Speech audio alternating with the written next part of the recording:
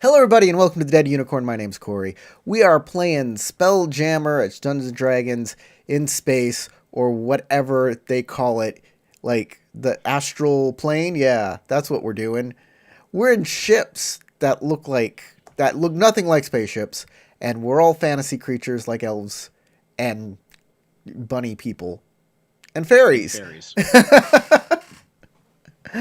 Um, Before we get into the game, though, I'd like to thank our patrons on Patreon that support us at patreon.com/thedeadunicorn, and they're scrolling up there. Up there in that corner. Thank you, patrons, for helping us put on a great show for all of you. And now we're going to send it over to Howard, our game master, and he can do the rest of this. When we last left the crew of the Melina, we had Heskis tied up. That was one of the autonomes. The other autonome, Nomus, has been given a Warforged pack designed to increase the length of time a Warforged can go without a rest. However, Tinker has retooled it as a temporary battery pack to sustain Nomus until they can get him healed. Tinker believes it'll allow him to live without life support for maybe 24 hours, the life support cable he was sharing with Heskis. There's also a large steampunk-looking console that Novus and Heskis have been using and operating in the ship pretty much the entire time they've had access to this ship. However, they just recently found out that this console has the ability to print out contracts in addition to computing numbers, which is what they thought it did originally. The contracts, it says here, are very well worded, legally binding, and the crew immediately recognized that these contracts are evil and should not be printed out by this computer. You are currently pondering what to do with your autonome crewmates. We know they're evil? How do we know that?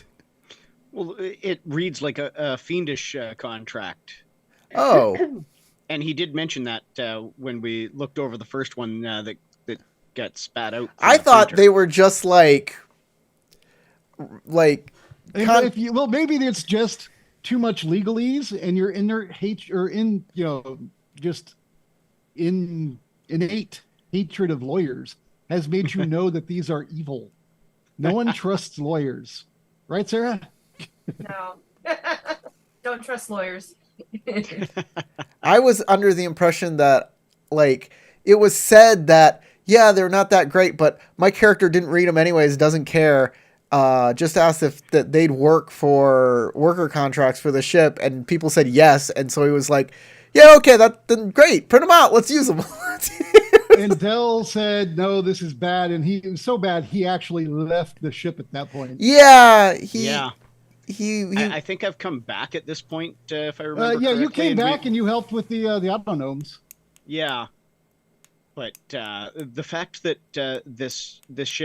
our ship has what I pretty much have come to think of as its own elder brain, as per the mind flayers, really, I can't emphasize how uncomfortable that actually makes me.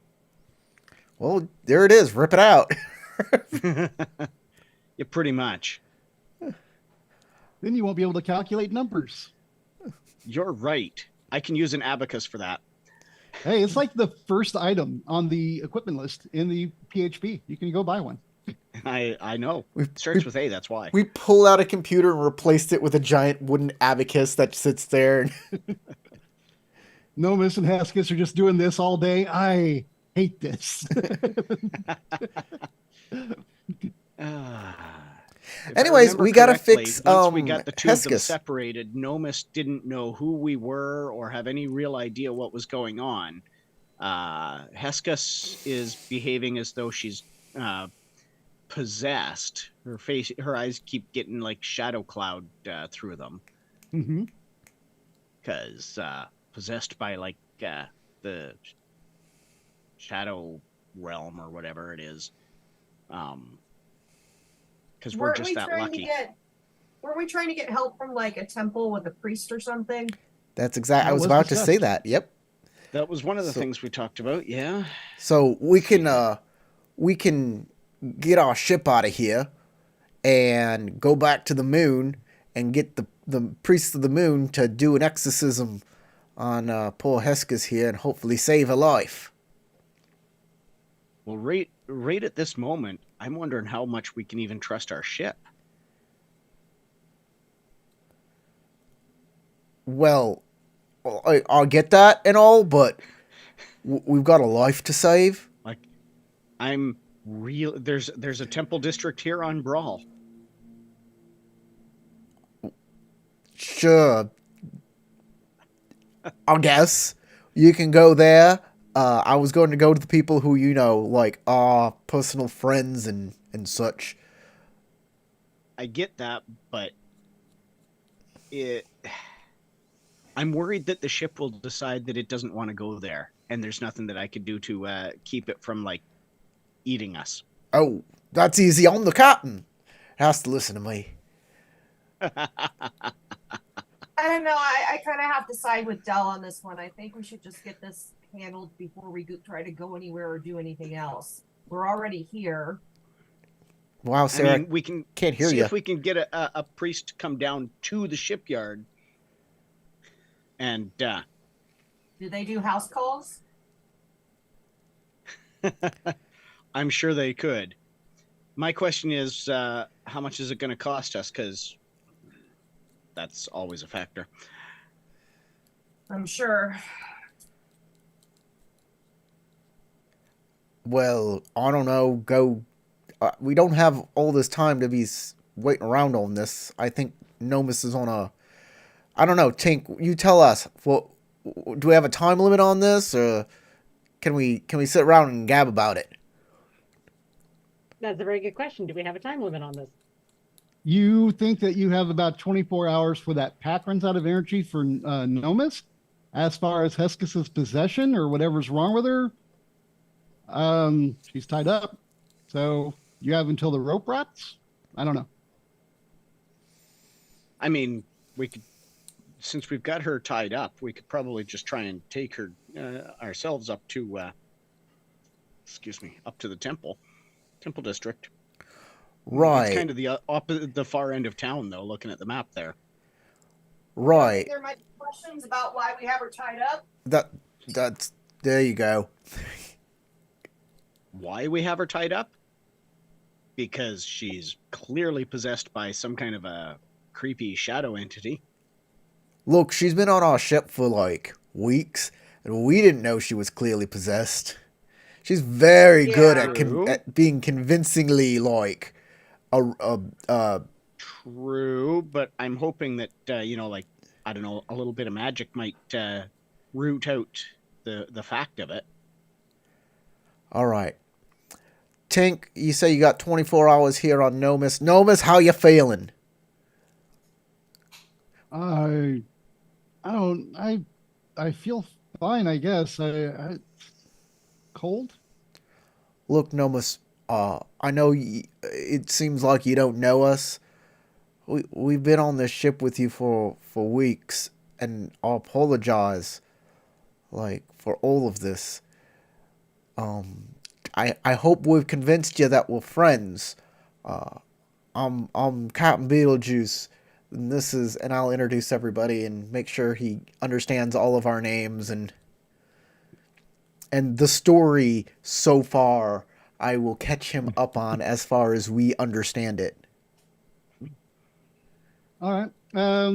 Yeah, you can catch him up. He'll have questions like what happened to the last captain and all that, but that will be covered, as you explain.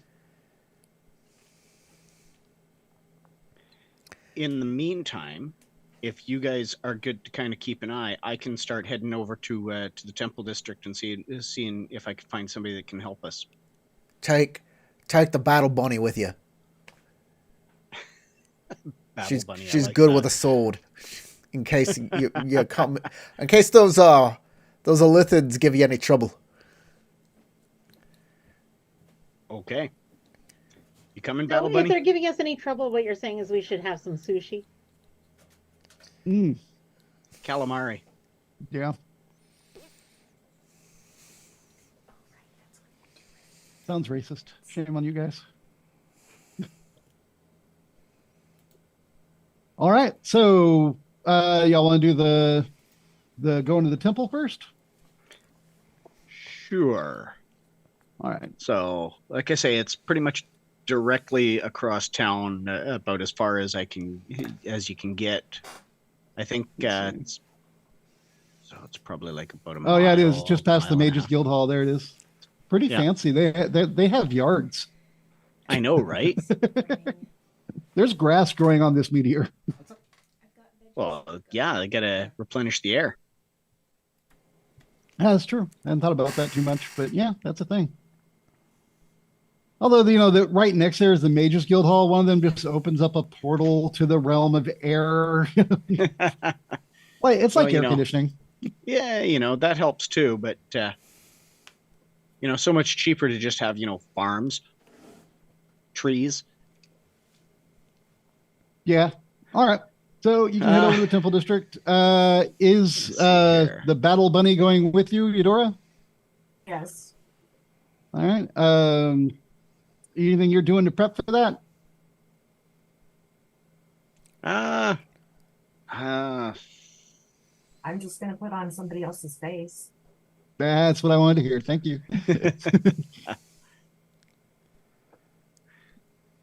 Which also sounds so dark and scary. I was gonna say, who did you cut it off of?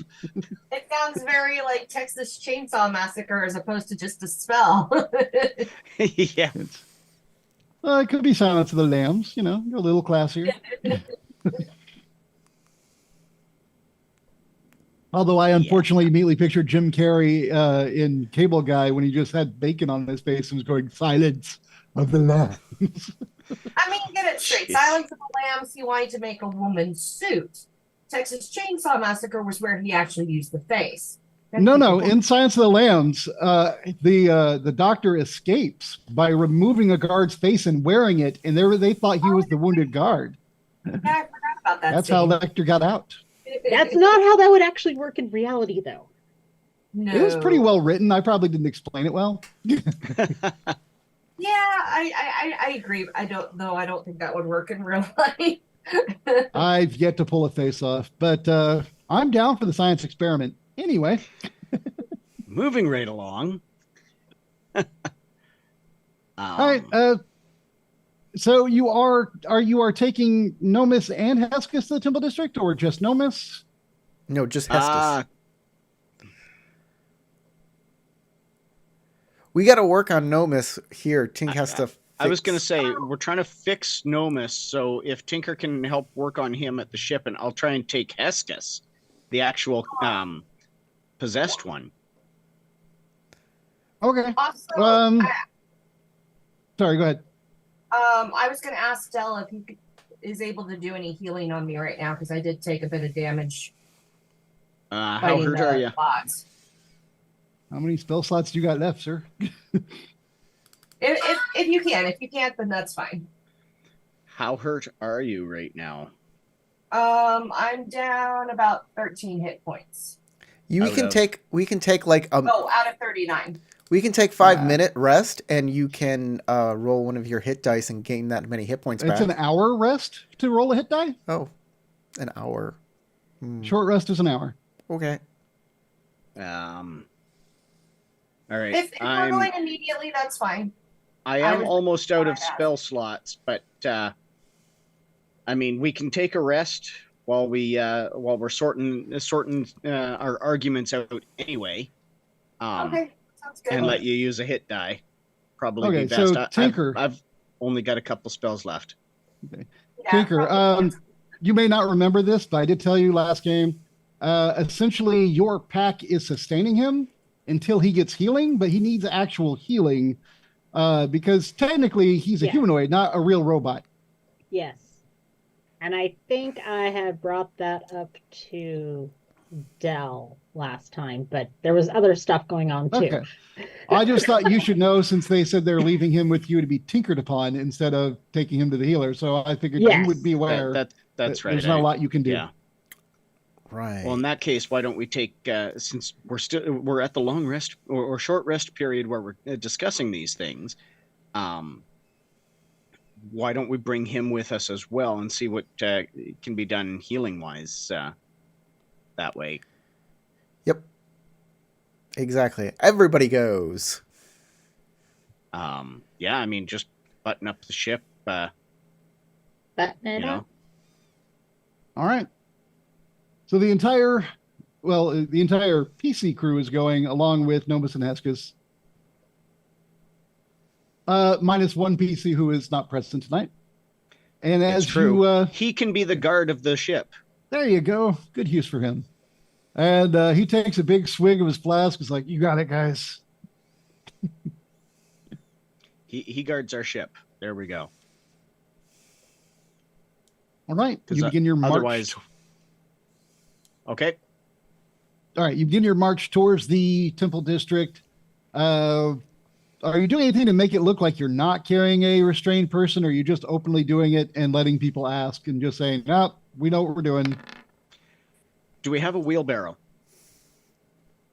or there's- can we get one easily? I would say, yeah, you can get a wheelbarrow. There's plenty of stuff both on your ship as well as at the docks to load and unload ships.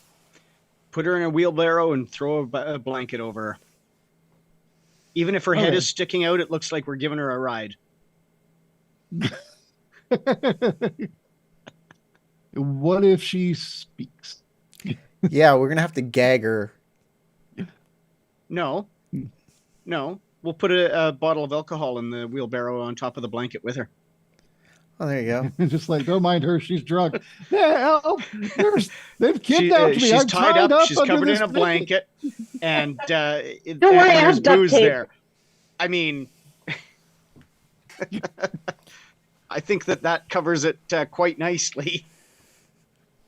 All right, I would allow disguise unless you've got another skill you'd like to pull off on this. Duct tape.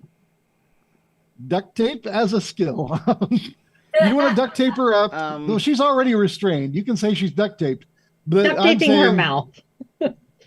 I'm thinking that's probably a deception roll. I'll allow deception. So disguise or deception to move forward and pull this off to get you all to the temple district. Is anybody? Well, I guess Tinker's duct taping. Is that the aid you're offering there, Tinker? Yes. All right. So then, Dell, if you want to roll Okay, that, since you brought it up, if you're taping her mouth, then we'll just cover her head with the blanket too, and she's just a load. It still Until has she to wiggles. deceive, because otherwise that looks kind of like a suspicious body in the back. you gotta wiggle and load. I mean, let's. Oh, that just sounded wrong. Wiggling load. It did. But she was helping you and thus gave you advantage. So roll again. Okay. Much That better. is slightly better. All right. You definitely get some looks. And I'll say you make it to about the middle city area before you realize that there are guards approaching you. And you think that some of the people giving you looks have tipped off the guards. And then you do see some of the Rock of Brawl regular guards walking towards you guys. Okay. Just keep going. Halt! Halts! How can I help you, guardsman? All right, do you halt when you say that? Yeah. Okay, I want to make sure you were like keep it going. No, I've stopped. How can I help you, guardsman? A routine question here, sir. Can we see what you got under the tarp there? I mean, Tinker maybe. pops up with, yes, we have someone in need of healing. We're taking them to get some help at the whichever temple we decided on. At the temple district. Yeah. Yeah. We just didn't want to disturb, people with an injured person in the middle of the marketplace. Okay. You're not lying, so I will definitely give persuasion on that. And since it's both Tinker and Dell speaking again, y'all can pick a leader and roll with advantage, or you can each roll. I'll let you decide. I have a higher charisma, I think. Okay. I am also going to be basically trying to assist by explaining mechanics.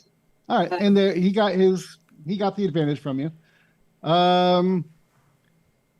they look suspicious, and they're like, "Can we just have a quick look then at your injured party?" Yeah, Tinker's just looks like she's looking like she's too weak to lift the thing. She's doing the I'm a delicate girl thing. As she's covered in tools and wrenches. I mean, I'll peel the blanket down to about here so that they can see the face, Okay. but they can't see the tape over the mouth. Anything to do with possession, she's going to leave up to, the druid. So far you haven't really succeeded in any roles, but you haven't done anything like definitely like aggressive or like you're definitely doing something bad. So they're just on the edge is where they're writing right now. So to try and reveal her without revealing her is sleight of hand. I'm gonna say, hey Nomus, these guys are trying to take a peek at your woman. Okay, hang on. Oh, Do not get him riled up. Dang it! All right, actually, go ahead. Go ahead. I guess make a persuasion to convince Nomus that they're bad. Not maybe so much bad, but that's what he said. A threat. Yeah, they're. Oh Nice. no. Okay, so combined Why can't with I roll those numbers? do not get us All right. into a fight. you pull the tarp down and you realize you're pulling it just a little bit too far down. You pull it back up and just and you feel it. Like they definitely saw that her mouth is bound, and they see you hiding it. Then that happened. And Right Tinker as- pipes in with she's in a lot of pain and Right, but as that's going on, is right as Beetlejuice tells Nomus out loud, "These guys are trying to peek at your woman," and Nomus gets mad and gets in front of them and confronts them, going, "What are you doing? She needs help." And he gets ready. He doesn't have a weapon on him, so he is just going to like put up his fist like he's going to fight them. Poor wounded Nomus. I'll stand right next to him and sentinel his butt. You'll excuse Okay, us, we're doing guardsmen. this. We are going really into need- battle in the rock and oh my roll. god, you guys. Excuse us, guardsmen. We really need to get to the temple district now. If you're that worried about it, you can accompany us and lead the way. I appreciate that, and you can try and persuade them on your initiative because Corey's really good roll to start this fight, and your bad roll to hide the thing have combined to an initiative. We're gonna fight. Your sleight of hand roll has made it so we're gonna fight anyways. Oh, sure. Yeah, now you I get could a have high just- bloody roll. You could have just been arrested at worst, and then they could have gone and checked. Maybe even escorted you to there to double check, but nope. I don't trust the guard. I do not trust the guards at all. They're gonna release the evil auto gnome into the wild because she's sweet. No, I don't. All right. You're leaving a lot up to chance here. I don't care if y'all start fights with guards. It's totally fine with me. I'm just pointing out that you started. It's all good. You notice when the fairy is pointing out something's a bad idea, it's probably a bad idea. No, not necessarily. Subject matter is definitely dependent on that. When it Well- comes to shenanigans, I think she's got a point that the fairy's judgment is at best probably questionable. y'all can bite my glittery ass. That's very Hey, friendly of you.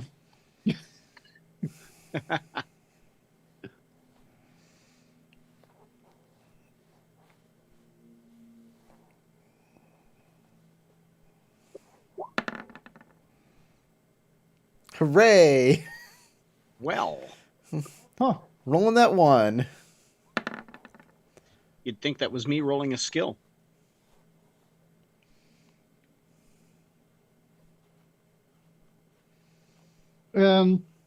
I see that I got a 10 and a 15. Where do you see a 1? Mine. Oh, her. I didn't even notice that. Okay. I was like, did I do something? What's going on with my computer? Well, if you're Never ever mind. going to Now I see roll a it. 1, initiative is not. Initiative's the best place to do it, actually, because then you get to react to everybody else. Yeah, Sometimes I you're not wrong. really want to roll low. When you're the healer, it's absolutely best to go last. You can like put everybody back together again. Although my healer in another game always rolls the highest initiative. Yeah, that's just the way, isn't it? All right. So we are going to start this off with Keith. Is that So, right? as I said, I was going to try and persuade everybody to stand down. Is like, look, guardsmen, we need to get her to the temple district right away.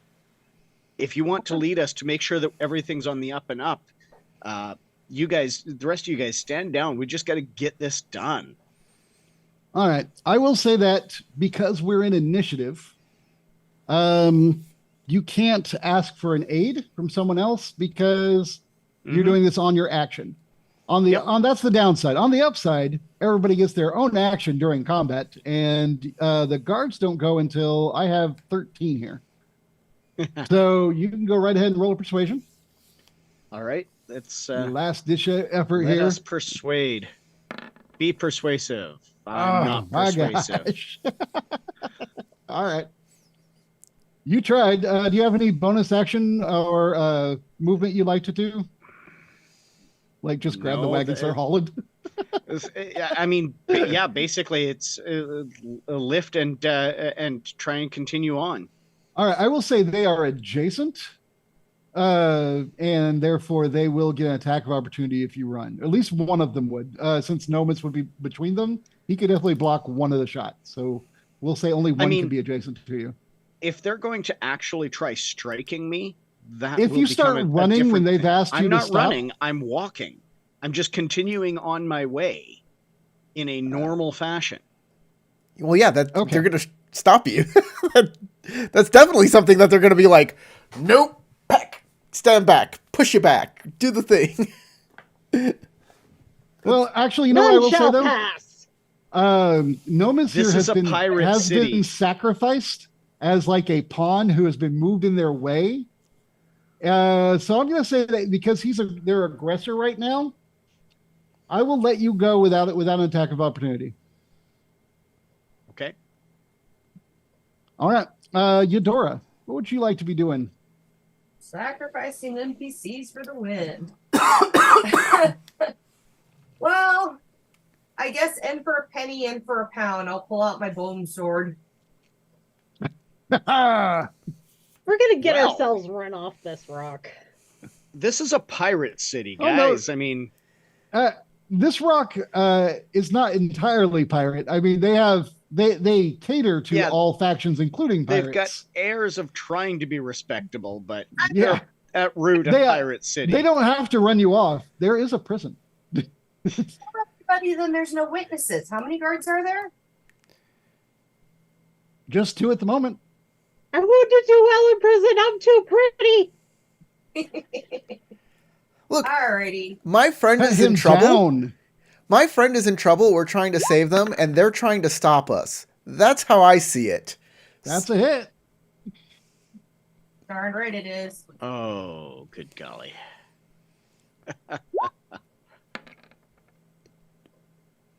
All right. 9 points. I will mark it off. We'll say that was guard A because I'm not naming my guards. Stupid and stupider. All right. And then do you have a bonus action or a reaction you'd like to use? Or not reaction, bonus action or movement, sorry. You want to hop around, do anything fun?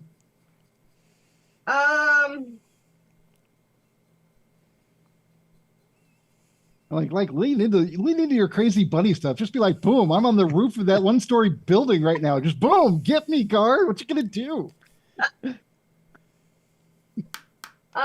Yeah, I'm gonna try to hop behind some cover. I can only do like the really fancy jumps, I think like twice per combat or something though. Let me look. It's once per round, and it also gives you a disengage for free as part of the hop. So Really? if you go up one story, it's actually a bad idea. If you were just hop away behind cover, that's actually slightly better because you can run back up, hit them, and then hop away again on your next round. Okay, yeah, that's what I want to do. I get the advantage of being one story up is they're less likely to hit you with any type of melee attacks because they can't get up there as easy. Until you find out that they bounce. They have gummy berry juice. The guards aren't supposed to have the gummy berry juice. The gummy bears are not doing their job. Bears, I will give here you- and there and everywhere. I will give you half cover. And after you've hopped away, and then we go down to Beetlejuice. Excellent. I actually abbreviated BET, so you're the Black Entertainment Network now, sir. Excellent. That's how I like it. I will pull out my whip and shield and stand next to Nomus, and I say, "Mates, we're trying to save our friends. If you're in the way of that, well, we're just gonna have to. We're just gonna have to push right on through you." And I will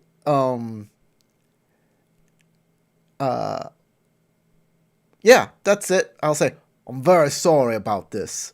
And that's about it because I have to do a full action for my shield. Okay. And I get ready bonus for action or movement. I get ready for non-deadly attacks because I don't Okay. want to kill them. No, oh, that's me. I was like, no miss. Oh yeah, I know who that is. I guess he's gonna punch a guy. No, not ready for combat. Yeah, because Corey's 19 persuasion roll. Yeah, I'm gonna have to punch this guy. I blame you, Corey. So that's fine. You made me do it. He literally did. Mm-hmm. I mean, it's his woman. He wants to save her. Sure, just a bit, Ow! but you can. All right. Nomus strikes metal armor with his fist and makes a slight ringing sound and does nothing effective. He does not do any bonus action or movement right now. So that's it. That's all of Nomus' turn. After Nomus, guards A and B go. Alfred and Bob. So Alfred got hit with a really nasty sword. Looks over at you at half cover. Yeah, he'll do the movement to get over to you because you attacked him. Reaction. That does leave him open to Nomus. And me. So Nomus can take his attack of opportunity. I would Why also not? like an attack of opportunity, please. Cool. Hey, look at that. Fists do Nope, 1 point it's- damage. His armor class is 18. It misses. Dang it. Oh, all dang. Ow. Your turn. Okay, well, let's hope I hit. Um, The Rock of Ball is a rich place. Their watch is well equipped. It's only the middle city. It's the upper city guards that you. Want That to got worry 'em. about. Yeah, 21 will hit. So how much damage is that total? there it is. 7, 8, 9. That's 9? Mm-hmm. All right. That will also All right. cancel his movement. He is now stopped. Okay. You're right. You've ended his movement. So it says be pulled 5 feet towards you. May. All right. Well, you said it cancels his movement. Yes, because of Sentinel. Oh, that's a sentinel did that. Okay. Yes, when you hit a creature with an attack of opportunity, the creature's speed becomes 0. Here. Creature speed Okay. becomes 0.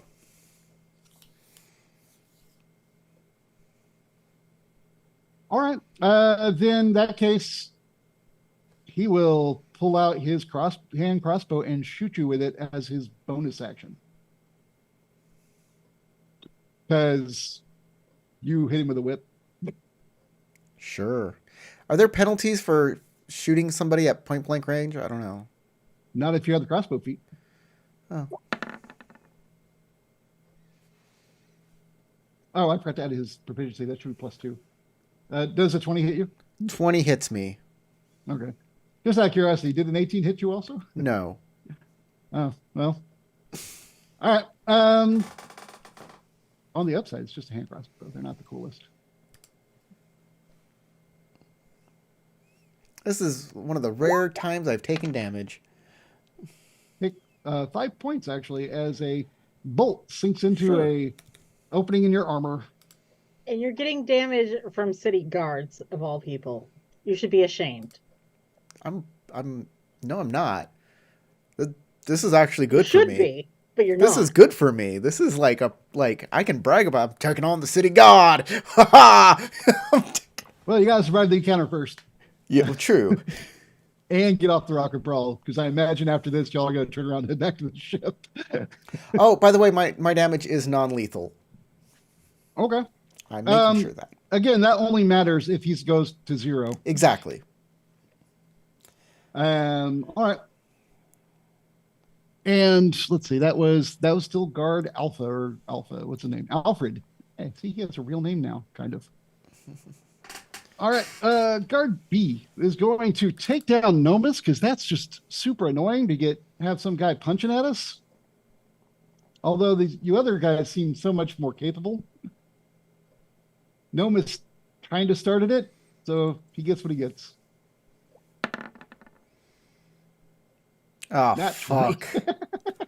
No! Don't kill Nomus! Ugh, all right.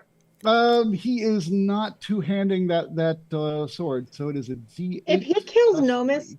I'm blaming Beetlejuice. That's true. Oh, and I got to roll it again. Or actually, I just double it. So But you I only rolled a double the 1, so die it's just roll, 2. not Yeah, the so bonus. it's just So 2 it's plus like 3, so it's 5 just 5. points. yeah, it looked like it was going to be a problem, but it's just 5 points of damage. Nomus is still up. He's not super good looking at the moment because he wasn't good looking at the beginning of this. But he has taken an additional 5 on top of whatever else was wrong with him.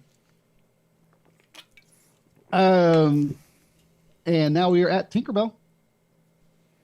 What did Oh, you wait, call I me? apologize.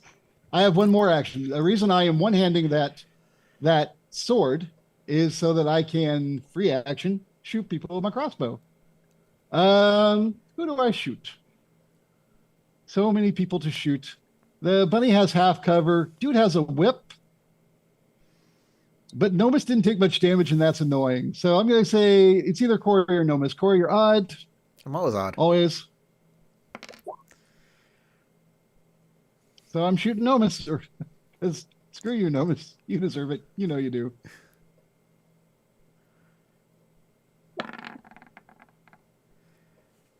All right, that'll hit him. And down to a D6 plus 3. Roll. And Nomus goes down. Ooh, good night. All right, now it's Tinkerbell's turn. Oh, she looks very mad.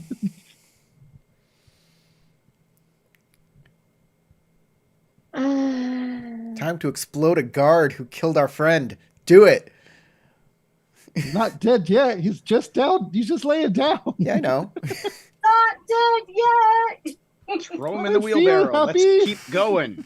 I feel happy.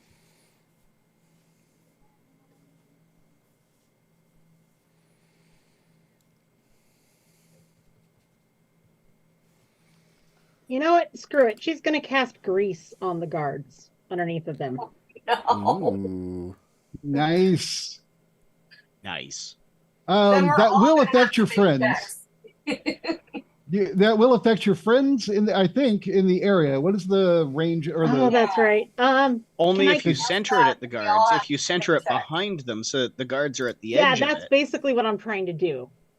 Is what Keith just described. Is I'm trying to do. All it- right, I'll just let it be that you center it in such a way it's currently where they're standing. That's what I'm trying to do, at least. All right, I'll allow it. Do they roll now or on their turn? Can you post the Uh, thing for Greece? there you go. Thank you. It says each creature standing in the area must succeed on a dex save throw or fall prone. All right, so do it now. Dex saves. Here we go. Change that to a 20 and roll twice. Alfred is fine, but Bob is fine. But at the end of their turn, they roll again. They do. But for right now, they're fine. They're wearing tennis shoes with all that armor. They're looking good. Wearing golf cleats. All right. So top of the round, Delstar wind. All right. Crap. I'm sorry. I should ask. Did Tinker have a bonus action or movement? No. Okay. Now Del. My bad. Okay. I saw Nomus go down. Yeah. I stop the wheelbarrow. I run back to Nomus, grab him, and bring him over to the wheelbarrow. I wasn't going very fast. I hadn't gone my full movement when I went last time because I was laden. So that's what I'm going to do. I'll give you that. Just we'll grab say then, Nomus. We'll say if you moved half movement, you're 15 feet away. So you run 15, grab him, run 15 back. Sure. Howard, Your I hate to action say is this. to pick him up. I hate to say this. That is my action. I hate to say this, Howard. That would have put Dell in the grease. No, Not because she put it necessarily. directly underneath the guards. Nomus was in front of the guards. No, she and angled it. And She- it's guards, Nomus, and then Dell 15 feet away. He runs back, picks him up, runs back, then and he never actually enters the grease. The way I'm working that in my head, he should be fine. Okay. I She thought centered the effect behind the guards, so they were at the edge of the effect. Yep. And Nomus interposed himself between y'all and the guards, and then Dell moved away. So it should be Dell space Nomus guards. Okay, so we've gotten on to the other side of the guards. Okay. No, they came up from behind you because people behind you noticed you were weird. Okay. That's why they said halt and we're walking towards you, and y'all kept going. They came up from behind us. We're good. We're good. Excellent. Okay, now I got the better image of the map in my head. Okay. Cool. All right, so you have Nomus. You can toss him on the card if you want. I'll give you as a bonus action, put him in the card. That is my yep. Then I pick the card up, and on the next round, we'll continue on my way. Okay, so that's fine with me. We move down the list. I believe, hang on. It looks like Eudora is next, and then Beetlejuice will be on deck. All right, so here's a question. If I get in range to use the a melee weapon, do I have to make a check up for the grease? No, because it's centered behind them. If you come up in Okay. front of them, you should Yeah. be fine. Okay, so on my turn, Eudora's gonna yell at Dell and Beetlejuice, "Less talking, more fighting!" as she stabs the guard again. Definitely Because, don't want to you ever come guys are back to being the really- rock and brawl. I'm like, You guys are being really chatty, and she doesn't like that. non-lethal. No, ooh, non-lethal. All right, 16 to hit will miss. Okay, and then I am going to use one of my feats. I am going to use Action Surge. Oh, okay, Which- cool. An Whack extra him turn. again. So yeah, I'm gonna stab him again, or try to anyway.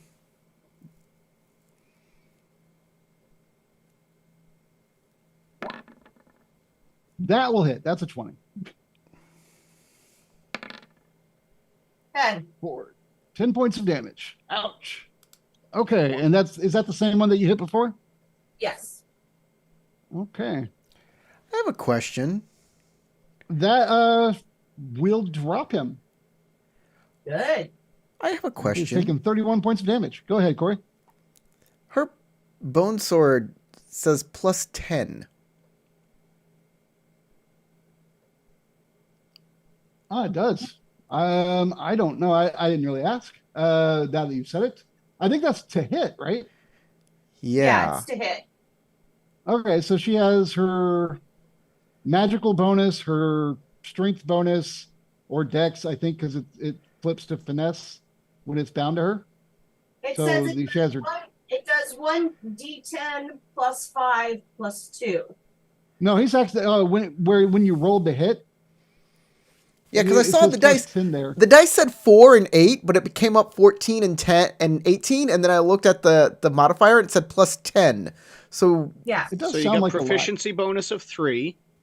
You've got whatever the magical bonus is, 2, I'm attuned to the weapon, so I get a bonus for that. and then you got your attribute bonus. which is 3 maybe. Yeah, it's 3. So that's So 3, 3. I don't think it's a +4 weapon. no. It's if it's a plus 2 weapon, that's an 8. It does Yeah, say I'm not sure why it says two-handed, that. though. Is there an additional bonus for Oh using it yeah. two-handed? No. Yeah, I'm using it two-handed. Two-handed means a different If you use damage a code. one-handed, it's plus 8. Two-handed is plus 10. So you get a No, plus no, 2. it's D8 or D10. I see what happened. I understand. So those should have been 8s, not 10s. Well, okay. So your damage with a versatile weapon, the longsword damage is normally a D8, but when you drill 2 hands, it's a D10. It's like you're using it like a baseball bat, just really cleaving into them. It's Is not it a- put on the character sheet wrong? Yeah, it looks like it's probably just entered wrong. We can correct that later. Put that on there for me. I may have. I don't know. Sometimes I drink. I don't know what happened there. You were like, here, I'll just add it on there for you. I was just like, I don't know Sarah's how to putting, add up she all gets these bonuses. Okay, so do I can I edit it to change that then, or how do I do that? Yeah, it's not that hard to edit. Just go to your character sheet. There's a little gear icon Yeah. next to the bone sword. When you Right. open the gear icon, it should say like attack, dex, because it's finesse for you. Yeah, it says, +2. Dex and plus 2 plus proficiency, and then plus 2 crit range. That is what it says. Magic bonus is that is plus not right? 2. Oh, okay. So you know what? I think I see the problem. What? It says +2 crit range, or yeah, it says magic bonus +2. And the magic bonus is repeated. That's where the problem is. There you go. I put it at the top, dex, and then I put a +2, and then I put that you're proficient. Because I thought that was the magic bonus. And in another point, it asks what the magic bonus is, and I put a +2 there too. That's it. That's Okay, it exactly. I'll fix it. You got it. You found Okay. it. Yep. All right. It's fixed. So Oh, you fixed yeah, it? it wasn't even a drunk thing. It was just me not knowing how to enter it because I put the +2 in 2 different places. So Okay, so you already fixed it? yep, it's done. Okay, thank you. All right. Basically, you were just cheating and we caught you. That's all that's happened. I didn't think you were cheating. I just looked at it and was like, that looks wrong. No, and you were cheating. You did it. You're cheating on my behalf. I was just joking, Sarah. All right, but you rolled an 18 out of 20, but their AC is 18, so you're still good. So you still did the 10 points of damage. The guard still falls. Did you have a bonus action this round? Because your feature is not a bonus action. So you still have a bonus action. No, it's not. No, I'm gonna hop behind the partial cover again for my bonus action. Cool. Which gives you a free disengage because bunny. All right, and then I think Beetlejuice was on deck. So it's Beetlejuice, and after you, it's me. All right. And then me, and then me, and then Tink. The one guard went down, right? One guard is down. All right, second guard. Time to hit him with my whip. An actual attack this time, instead of a reaction opportunity or anything like that. Okay, let's hope this works. Well, this is the first time Bob has been attacked. Okay, I believe I missed with my first attack. That does miss. I have a second attack. Yep, I'm not doing well. So, whack. As it glances. You know, whips aren't good against armor, any kind of armor. It's rather pathetic. But this it's is a the big life. leathery whip striking a metal guy. Yeah, this is the life I've chosen. This is how I've decided to live my life, and All right. That is the hill upon which you have chosen to die. I understand. Ineffectually. All right. Nomus will. I have The more. guy he was fighting is actually no. He's fighting guard B, Bob, I have more. who is still standing. I have more. And Nomus is down. I have more. Oh yeah, more you can do. Okay, yeah, go ahead. I'm thinking. Yeah, I'm gonna cast Hunter's Mark on him just in case he tries to escape and call more guards or do anything. I'm gonna cast Hunter's Mark as a bonus action. Should have done that first, but it doesn't matter. I missed with my attack, so I'm casting Hunter's Mark on the guy. Boom, and that's that. Now I'm done. Okay. No movement for you. No, I'm staying within. I'm Okay. within 5 feet. He'd take an attack of opportunity if I took a move away from him or anything like that. Oh, did you move up? Because I assumed you were more than 5 feet away because you have reach. Oh, okay. Well, then I still stay where I am because I want to. Oh, okay. Like if that I guy's. assumed that because you had said at the beginning on your first round that you moved and you had your whip ready, so I thought you meant you moved to your normal reach effect. Okay. Yeah. I just gave you credit. Thank you. Okay. All right. I'm good. Cool. So now it's Nomus' turn. Nomus will. Nomus One is guy in has the wheelbarrow. Oh wait, no, he's in the wheelbarrow. That's right. He's not fighting. He's bleeding out. I'll make a death save for him. I totally forgot he was down. Silly me. Silly Nomus. Let's see if you die. The bone, that one.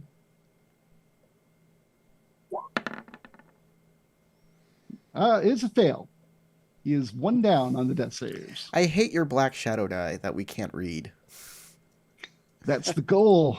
You can read it in the chat. Yep.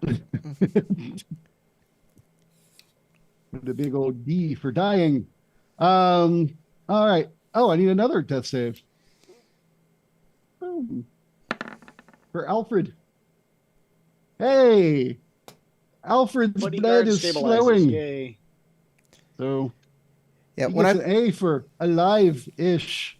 When I play Dungeons and All right. Dragons, I do like secret death saves for like NPCs sometimes that you've been fighting, and they'll come back like later on in the adventure and fuck with you again. But I don't tell the players I'm doing these death saves because they'll just Well, think you if did I, now. yeah, if I tell them I'm doing a death save, they'll do coup de grace on them and stuff like that. But if I don't tell them, suddenly it's out of mind. They're just like, oh, he's down. I don't have to worry about him anymore. And Oh. I'll just See, when I'm running, my NPCs always get death saves. Unless you say that you're doing a coup de grace, I don't see why they wouldn't be getting death saves. And if y'all are murder hobos, Yeah. be murder but hobos. but I do them secretly because if I say it out loud, then You don't want to remind us. Exactly. When I see the NPCs doing death saves, depends on what I'm playing. I normally play good characters. I'll probably throw a heal their way unless they're evil people. If it's the main bad guy and has been torturing these guys for a long time, secret death saves. All right. Moving on. I have a guy who is awake, watching his friend die, trying to decide what to do here. He's going to yell for help. So he's going to start yelling for other guards. He sees you with the whip. I guess he'll risk the attack of opportunity and grab his friend and start running. Okay, I get an attack of opportunity. Okay.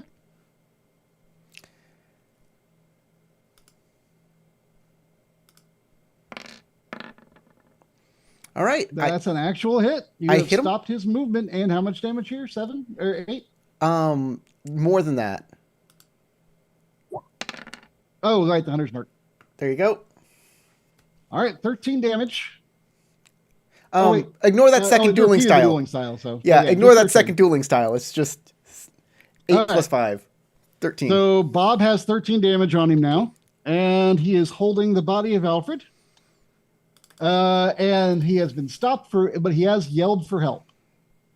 That's not Tinkerbell. good. That's not good at all. He has to make a saving throw to not slip and fall.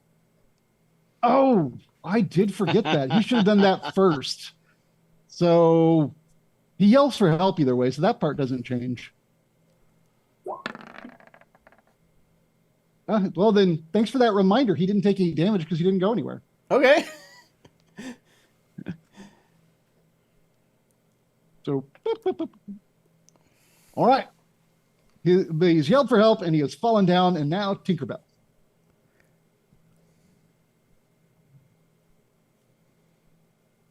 Let's run. That's what I'm thinking, but she can't really grab anybody and run. Well, nobody's on the floor.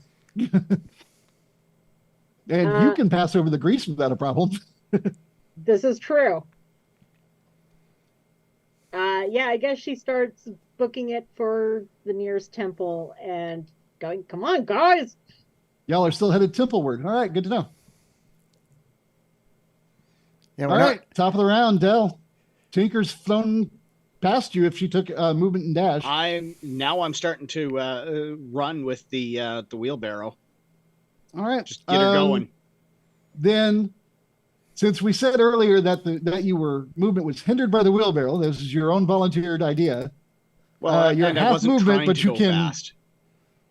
That's what you said. True, but so if I'm going half movement and I use a dash action, then I'll still get the equivalent of a full move. Yeah, right. Which is my intent anyway. All right, it's all right. You got one guy laying down and one guy dying, so so he can only do half. I his can't movement. really do much about that. I mean, I suppose no, I don't have the spell slots. Okay. All right, that's Del, Eudora, then Beetlejuice. I'm sorry, I think I have that backwards. Let me double check.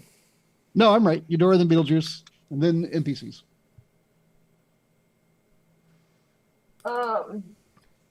Well, okay, if they're trying to make a run for the temple, I'm just gonna cover them and try to help them get by. Okay, so are you going to move it all towards the temple, or are you just going to maintain your watch and snipe the guards if they get up? What's your plan here?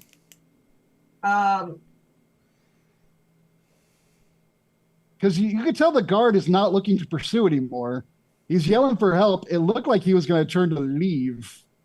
All right, then I'm just gonna follow them. Okay. I was just not sure if they were going to be prevented by anybody. So that y'all know, there for those that have been to the Rock of Brawl before, which mostly is going to be probably Dell and Beetlejuice, there's no guarantee that the temple will stop guards from entering. no, It's not like you can go sanctuary at Notre Dame and then they can't come in. that's not what the plan. The plan is to get our friend to the temple to save them.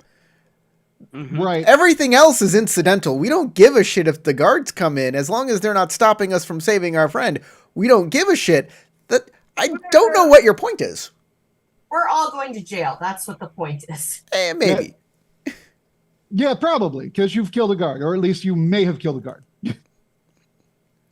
I said not lethal, but Oh well, they won't associate you with this group at all. Then I know it's Eudora's fault. Hey, you're the one who started the fight, not me. You're the one who honestly uses figured at lethal this point- damage. I honestly figured at this point you would turn around and head back to the ship and go maybe to the Moon Priest or something, but nope. So, Corey? Yep. Is it my turn? Yeah. Okay. Well, She said she headed for the temple. well then, finishing the guard off isn't going to do anything. Well, it kind of do something. Well, yeah. Won't do anything productive. I mean, they are the only witnesses. You know what? They not know where we've gone if we kill him. You know what? That is incorrect. I made it clear to you that you noticed people giving you weird looks, and then they reported to the guards, who then approached you. You know Okay, what? fair enough. Yeah. Everybody left with the person who needs the most help. I am going to keep the guards occupied so y'all get as much time as you need. And I put my whip and shield up, and I sit down next to the guard, and I say, I surrender, mate.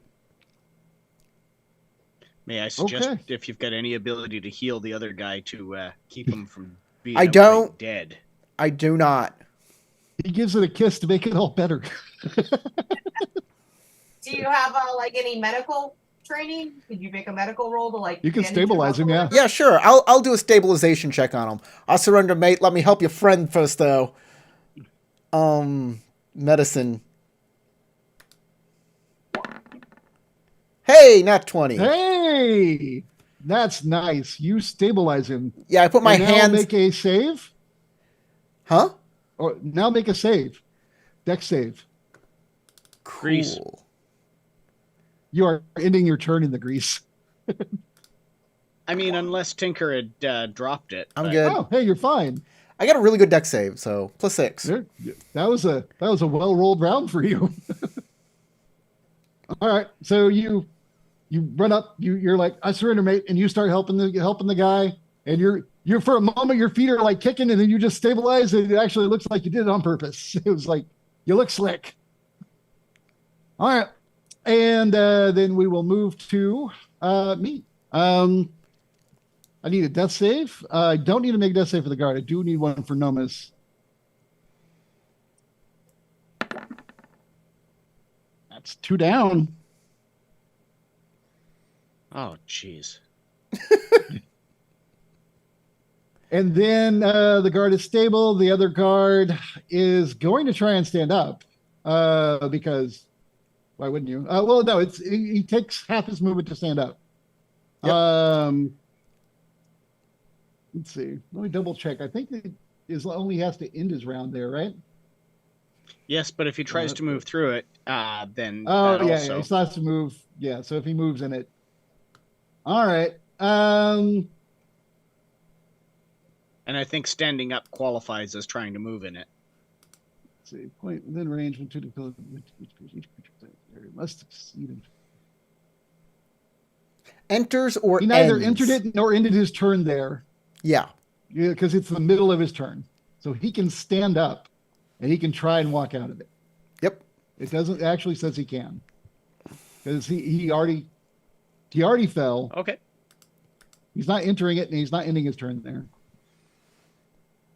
So there you go. He will pick his friend up and says, if you're really surrendering, then come with me. All right, mate. I'm coming with you. I guess. Yeah, I guess carrying that guy's an action, so he really can't do anything else. Or picking that guy up is going to be his action. So he's going to walk. Do you need some help with your partner? Sure, he will accept your help in carrying the guy. All right. He's actually kind of surprised, like he had no idea what was going on. I will begin to explain what is actually happening, the insanity that is our lives as we make it back to the guard station or wherever he needs us to go for a rest. They're probably convinced you're insane. All right. I will get to you, but first I want to double check because we're still in combat rounds because we have a guy that's dying. I'm going to say that you're going to not going to get to the temple before he makes his next death save. So I'm going to make his next death save. Well, I'm going to say he's got 2 death saves time before you're in the temple district. Do they get an action to try and heal him or medicine check him or anything? He absolutely can. He didn't say he was. That's why I'm saying. But it is Dell's action before Nobis goes again. Dell, are you still heading for the temple district? I am, but I'm also going to spit out a healing word on Nomus so that it stabilizes him. That will do it. And since that's like a bonus action verbal only spell. Yeah, it does not affect your movement. It does not. Here's the spell. And that's what, a D4 plus spellcasting mod, which is like spellcasting mod is Go to your wisdom which is like, yeah, which is 2. Okay, so okay. D4 plus 2.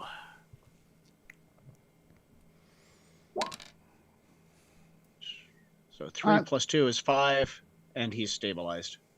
Yeah, he's more than stabilized. He's awake. Because he has 5 hit points. So he comes around and it's like, Just what's going on? stay in the wheelbarrow. Okay. All right. If nothing else, he can help restrain her.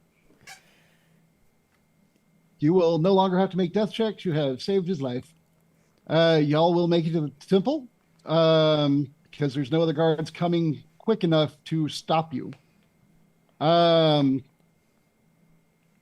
By the time you're in the temple district, well, let me go ahead and describe the temple district real quick. When you get there, on your left, you'll see that there's there's a lot of large ornate buildings, varying shapes and sizes.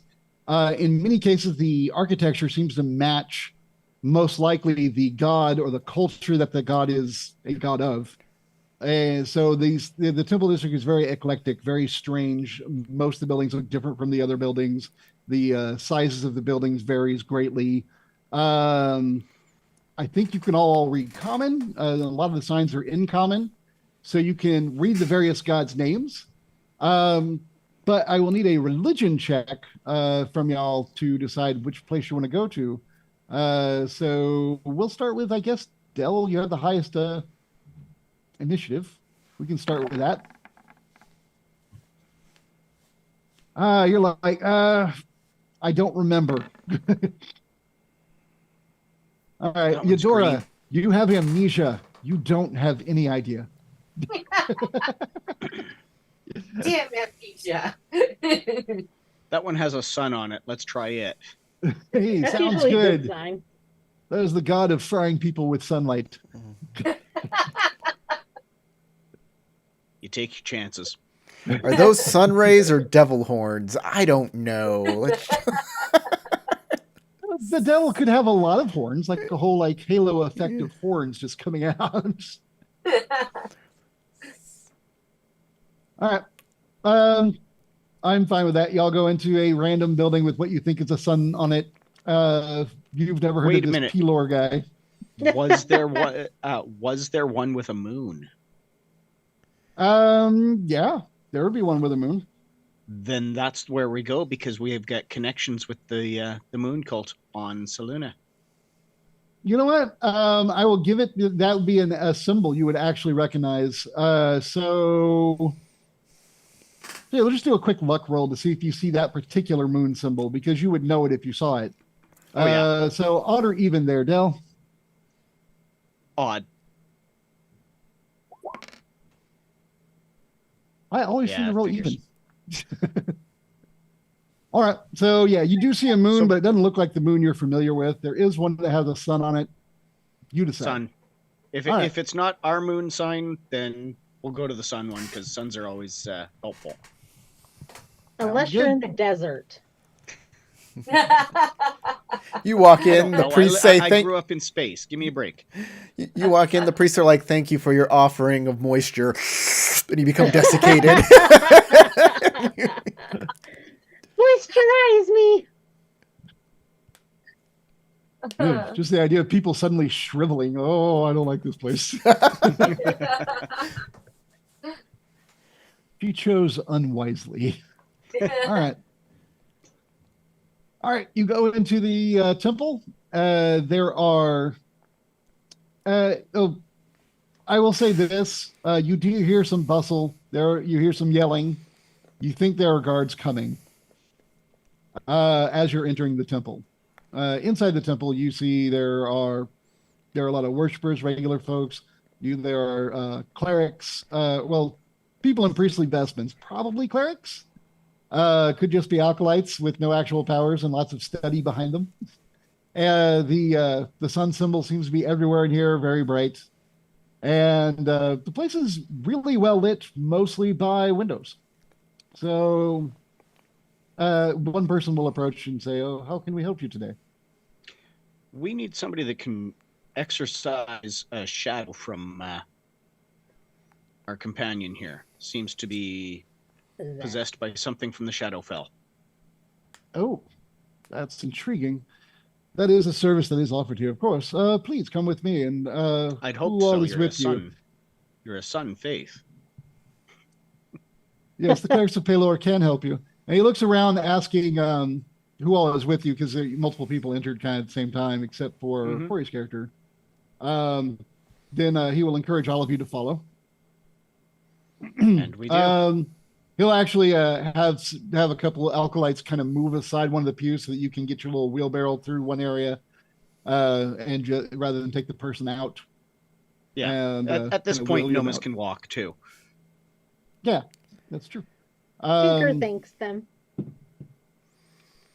And he's very concerned. I was like, you got to help her. You got to save her. Completely not remembering that he has a pack on his back and also needs saving. Yeah. And you are pulled off to a side room, and he will begin to assess, which is a religion check in this case.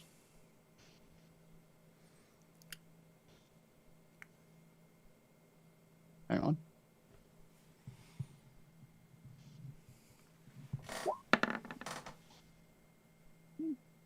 Okay. He looks her over and he says, let me try this first. And he casts a spell. If you want to make an Arcana check or a religion check, you may do so. All right. Tinker and Dell. He just cast Detect Evil and Good. Okay. And he did detect evil. Also, if any of you are Celestials, Fae, oh, hey, look, there she is right there. Heron are Celestials, technically Faes, Fae too. Fiends, Undead. He can detect all of that, as well as things that have been tainted by those realms. So, yes, he sees Technically, the... Heron are also Fae. They are. I believe they count as both Fae and, for the purposes of targeting, you are both humanoid and Fae. All right. So, he will, after that, he casts that and goes, yes, she is definitely possessed. Okay, let me consult real quick and see what it would be. I know this sounds really insensitive, and we absolutely want to help your friend. The church, while working in the Rock of Brawl, has to follow certain stipulations. We can't generously give away our healing services because we are in competition, apparently, with other churches.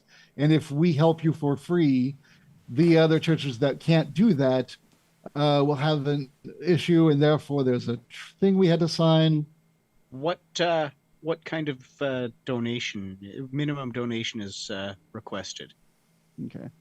I actually need to look up spell services, which is in the There's a whole D&G, temple I think. consortium and price fixing, and it's planned. There's planned prayer obsolescence.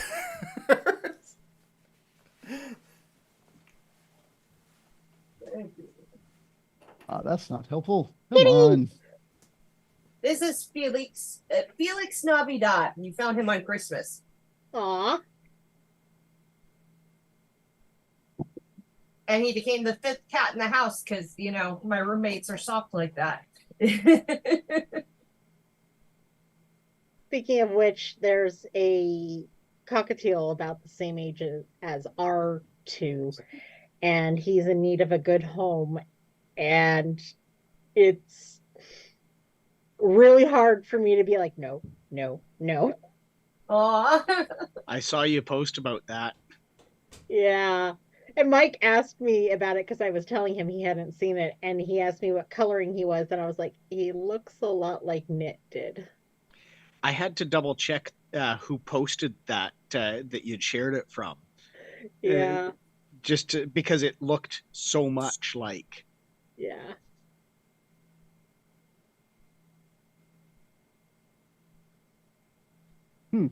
Okay. So for an exorcism of this type,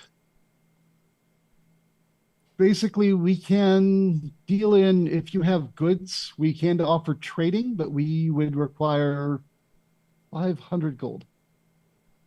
500 for this exorcism. Ow. Oh, if you don't like, we can put that ghost right back in there. No. That is not. I just need to look at our resources here. No, it's just not like a Ghostbusters moment. Yeah. Yeah, right. That's outrageous. Alrighty then. I mean, that mostly taps us out, but Tinker thinks it's worth it. Gotta do I what was we gotta gonna do, say. right? all I'm right. waiting for Well, Tinker to be like, "Can you put the demon in a jar so we can see what happens?" Well, actually, at this point, she's probably gotten bored and is, if there's anything around that needs repairing, she's probably going to wander off to poke at it and see if she can fix it. that might help when it comes to Nomus and getting his restoration. Yep. I'll All right, I'll so the pull Temple out. of Palor is very like traditional, very classical architecture. There isn't anything really gadget-like around, but there's, there are things that look worn. I mean, like if you're into woodworking as well, then yeah, absolutely. Mm-hmm. I will. I'll pay the 500 Okay, to get the exorcism done. all right. Then we can begin right away. At that point, someone comes to the door and is knocking kind of vigorously. And the priest opens the door, and another priest is standing there. Yes, Tinker. Um, I do have smith's tools, so if there's anything like wrought iron around that might need, There is iron. There's iron like supports. There's iron like sconces for the. yeah. I So if mean, the place anything like, isn't. The place is not made of metal. It's mostly wood, but there is Yeah. iron involved. So sure, if you want to look around, just find things to start fixing on. Sure, absolutely, you can just be doing that. okay, A lot of the places, the entire building is clearly old and worn. So absolutely. If hell, you'd like to make a anything, check, if anything else, she can dust up in the corners where they can't reach. absolutely. All right, but if you'd like to make a check to see how good of what the level of work you do is, you said you had Smith's tools. Yes. Go for that. So just say proficient. There you go. All right. So yeah, you find some things you're like, oh hey, this got bent, and you like straighten one a pew that's obviously been just kind of worn out, and Remove like kind of some rust off reattach another. yeah. Okay. Essentially there's a metal framework to the sides, and it's starting to come loose, and you're able to like remove some screws and re-put in new ones and have them dig a little deeper into the wood to kind of straighten it. Little things you can do, even though that's somewhere between woodworking and metalworking. You don't exactly have like, a Smith forge type thing happening No. out here. Basically, she's trying to keep out of trouble and, pitch in towards the effort. Okay.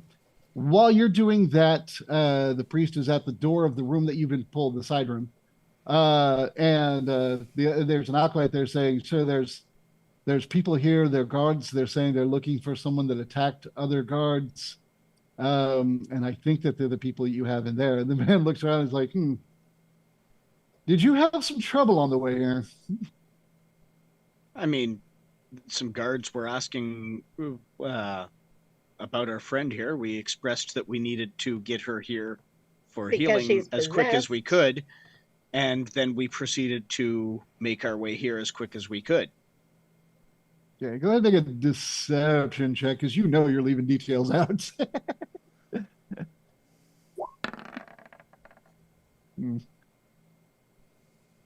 He looks at you and is like, I feel like you may have brought some trouble here, so unless you can offer a way to mitigate that difference, we might be able to help, but it will definitely change the price. He's gonna shake us down, really? No, he's going to try and say, I want to help this person who's possessed, to guards who are angry about the obvious combat that took place, because his passive perception as a cleric is definitely more than 11, because that's what he casts from. Sarah, I sent you a secret message on Roll20. Check it out. I'm going to. Sorry, who is that? Don't worry about it. Keep Not replying. me. Okay. Oh, okay. I don't see anything. I think he's just whispering sweet, sexy things to Sarah. Yeah, that's I what just Everyone's didn't hear engaged who by he said he Saturday. was talking to. I will let me deal with the guards. You continue working on our friend, and I will step out to talk to the guards. All right. As you're passing, he says, "I want no violence here, or the There- situation will change not in your favor." You can. He's like you. He's become much colder since this situation has changed. You're There you're will like not be aware that he violent. is intent on helping the person. He doesn't like demon possession, but he doesn't like violence being brought to his church either. I can't blame him. neither I nor my friends will instigate any violence. Yeah, they already locked up the troublemaker. And Sure. I will step out of the room to talk to the guards, to deal with the guards. All right. We will come back to that scene as we will just for a moment cut over to a different scene. So, Corey, you have been you were taken initially towards the Temple District because that's where that particular road goes. Okay. But you hung a right, I cannot read, it looks like it says Lake Street. You hung a right on Lake Street. Got it. It's like really small right there. And when I zoom in, it's still pretty pixelated. Yeah, you need a better resolution map, is what I'm seeing. I think this is a pretty good one. I think that it's a very big map. All right. So you hang a right on Lake Street, and you go to this large building, which I will ping, or I'll shift ping, so you can definitely see it. Got it. Whoa, everything moved. Okay. So it was this one before everything moved. All right. And that is where you are taken. And you see there are a lot of guards milling about. You did see other guards kind of running about, and they're talking to some of the random citizenry. You do see some guards running towards the Temple District. Why were they running towards Temple District? Right. Why? Because they talked to the help was called for. So there are multiple guards came. Some of them talked to citizens who were witnesses, and then they started running towards the Temple District. Ah, fuck. As I see that, I turn to the other guard I'm helping. I'm saying, mate, my friends didn't do nothing. You got me. Tell your mates you got me. Tell them you got me, and bring them all That's home. you, not Please. the giant rabbit with the sword. No, the giant rabbit with the sword. That's just a special ability I have. That's called my animus.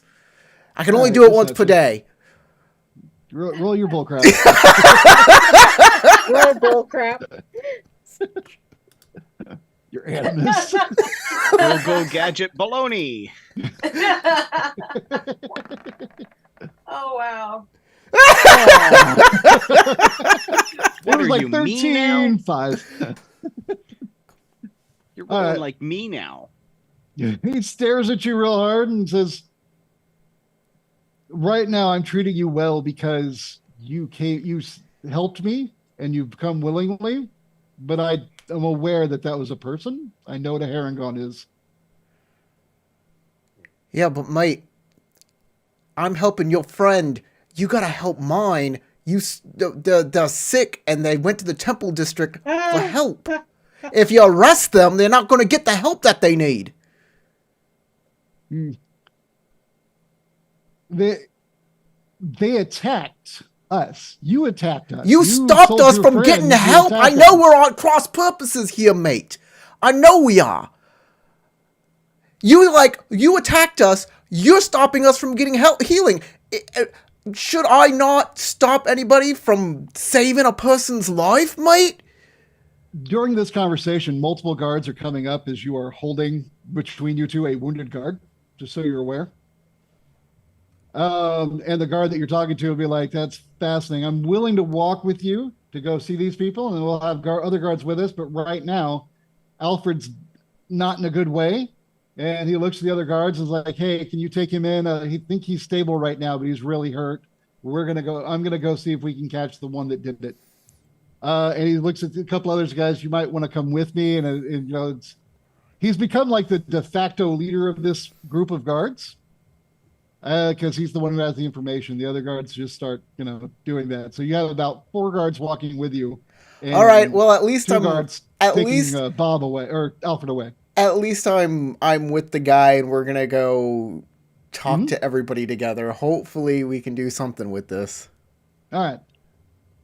So so as we flip back, the guys that ran to the Temple District first are clearly the ones you're going to have to deal with. And it's going to be just Beetlejuice or anybody else go out there? I mean, not Beetlejuice, Dell. Sorry. I was Hello? looking at my notes. Well, I mean, Tinker's flittering around and cleaning and repairing stuff. I don't know where Eudora is. Yeah, that's And why. That's there's mostly me. what I was asking. Nomus, Eudora, are you? Nomus is in the room with Hesketh because, as Right. her significant other, he's of greatest concern for her, and that's normal. I'm the one that Yeah, stepped unless out you of the room. specifically asked him to follow, he's totally going to stay with her. That's right. Yeah, I'm the one that stepped out of the room and shut the door behind me so they could work. Assuming that's that type of All right. door. So really, the only question is, because I know what Tinker's doing, is what is Eudora doing? Are you going with Dell or did you stay behind? Yeah, I will go with Dell. I will follow him out. Sarah, do you need some more All right. help on my instructions? Well, I'm actually looking and it says that my settings aren't set for that, so I'm trying to see how to change my settings, but there's like a lot of options back here. You go so I don't know. you can go to one of those little triangles next to your audio or video, and you just click audio settings or video, and then you go to background and effects, and then to the avatars. Yeah, I went to background and effects. Is it under video filters? It's under. Oh, do you not have an avatars tab? No. Okay, it's probably a paid thing. It says that my filters have been disabled and that to enable them I have to go into meeting settings. So I was looking through meeting settings, but I don't see Don't anything worry about it here. then. I was just hoping. Sorry. I was just hoping we could have this for you, That right? would have been fun. That would have been great, but I think this is a paid thing. I think because I pay for Yeah, Zoom. That's probably Yeah. what it is then, because I have the free version. So Yeah, exactly. Anyways, Oh, this I didn't know that's exists. what you were trying to do. I could have told you she didn't have that. I didn't know if this was a paid version. It doesn't tell me that this is like. Yeah, all of the cool new features are paid only. yeah, that Well, makes sense. I am adorable though. Look at me. I Yes, wish I could yes, like you are. move my arms around though. Show up and be like, I am not a cat. I'm a I already did that joke last on Wednesday night. All right. So anyway, the question was, Eudora, did you go with Dell or did you stay behind? Yes, and I said I went with him. All right. So Eudora and Dell, you go to confront. You see the guards at the temple entrance talking to some of the alkalites, waiting like frustrated that the alkalites are like, check on that. And then they see you going back. The alkalite that went and informed the cleric that you've been talking to is kind of with you, making sure because he was going to go back and tell them what happened. So he's with you as well. Okay. And he will signal the guards as he's walking towards them, and they will see him, as well as Dell and a heron gun, which they were specifically looking for a heron gun. And it's like their hands are on their hilts, but they aren't drawing. You're not sure what exactly the rules are here, but you feel like they want to, but aren't. I walk up to them, but I stand about 10, 15 feet away-ish, Okay. so as to not be an easy target. And I say to them, how can I help you, guardsmen? We're following up on reports of guards being attacked, people matching y'all's description. Interesting. Would you mind stepping outside with us so as not to bother these nice clerics? No, I think that this is a perfectly acceptable place to have this conversation. Don't you? I don't know. It seems disrespectful to the healers around here. The healers who are working I on our suspect friend. that You're not if if you're looking for people that you suspect to have attacked fellow guardsmen, it would seem unwise for me to place myself too directly in your power if you think that I'm one of those persons. I think I would like to remain here in the temple while we have this conversation, guardsman. Ooh. Well, we know for a fact that the Harangon is probably the one we're looking for. And they look at you and your big old bone sword. Well, that seems very interesting that you would find any random Harangon and immediately assume that that was somebody that attacked your police, your guardsman. No, It random. seems a Harangon. very interesting leap, if you'll excuse the expression. The All sword Harangons matches the look weird the same? description. They're a rabbit person. The sword It's- matches the description. The sword? The sword that is in the scabbard? There's that bone sword has like these weird vertebrae things. It doesn't really fit in a scabbard. Irrelevant. Nice try, Keith. It looks really cool though. Hey, Sarah, how thorough Yeah. is your disguise? Your disguise magic? Does it only do your face, or did you change anything else about your appearance? She can. She never mentioned before changing the appearance of her sword. But she could have. But I mean, if I it's something mean, that there's- stands out that specifically, I'm curious if she did or not. I mean, the only reason I do the disguise self thing is because I'm wanted and there's a bounty on me. So I don't see any reason that I would change the sword. That probably would have been a smart thing to do after we were in the temple, but I didn't think about it, so I didn't do it. Okay. Well, something to keep in mind for the future is that that's a very Yeah. distinctive sword, and if it's associated to your normal appearance, then you be changing your face isn't going to be enough of a change. You know what? That's a fair point. I hadn't really thought about it because I didn't actually know what the sword looked To be like. fair, yeah, the posters don't mention the sword at all. They're the wanted stuff Yet. because she got the Yeah. sword recently. Yeah. True, Yeah, but sooner or later, she'll be associated to it. That's true. That's true. About now, actually, probably. Yeah, about now. No Well, kidding. Her face is currently not her face, so the That's wrong true, hair and that's gone is associated with the sword. Yeah, they don't know that I'm that Harangon. They just know that I'm a Harangon thereafter. Basically, you're creating a stereotype that all Harangon are bad. Yeah. So you see an unusual sword on an unusual looking individual, and you assume that that is the reason that your friends were injured. Yeah, I think that's more than enough. We have a race that's almost never here using a weapon that we've never seen before that exactly matches the never seen before weapon and the same race. I feel like And- that's more than enough evidence to ask to speak. Might get there. And We we're can go speaking. ahead and get more guards and force it. It just takes No, a no, no, moment. no. And he looks We're at the other having guard. a He's pleasant like, "No." conversation here right now. Oh, I'm going to stay here. We're going to talk. And the other guard turns and walks out, kind of hurriedly, like he's got errands to run. Don't worry, I'm on my way, guys. I'm gonna solve this problem. So we're having our conversation right here. There's Mhm. nothing untoward about that. I just wanted to establish our facts first. Very well. I've established mine. You have anything you want to say? Like oh, it couldn't be us because. Why were you? I suppose, since we've established that my friend here was involved in an attack on a guard, the next question is, what were the circumstances of that attack? Was my friend the one that initiated the attack, or was the guard the one that initiated the attack?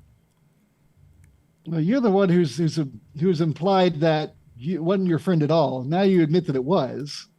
No, no, Why no. don't you tell me established- what we have happened? now established that that I wasn't is- there. You tell me what happened. Do they have lawyers on this planet? In the church? There might be a lawyer in a box in your ship, but y'all think he's a fiend or something.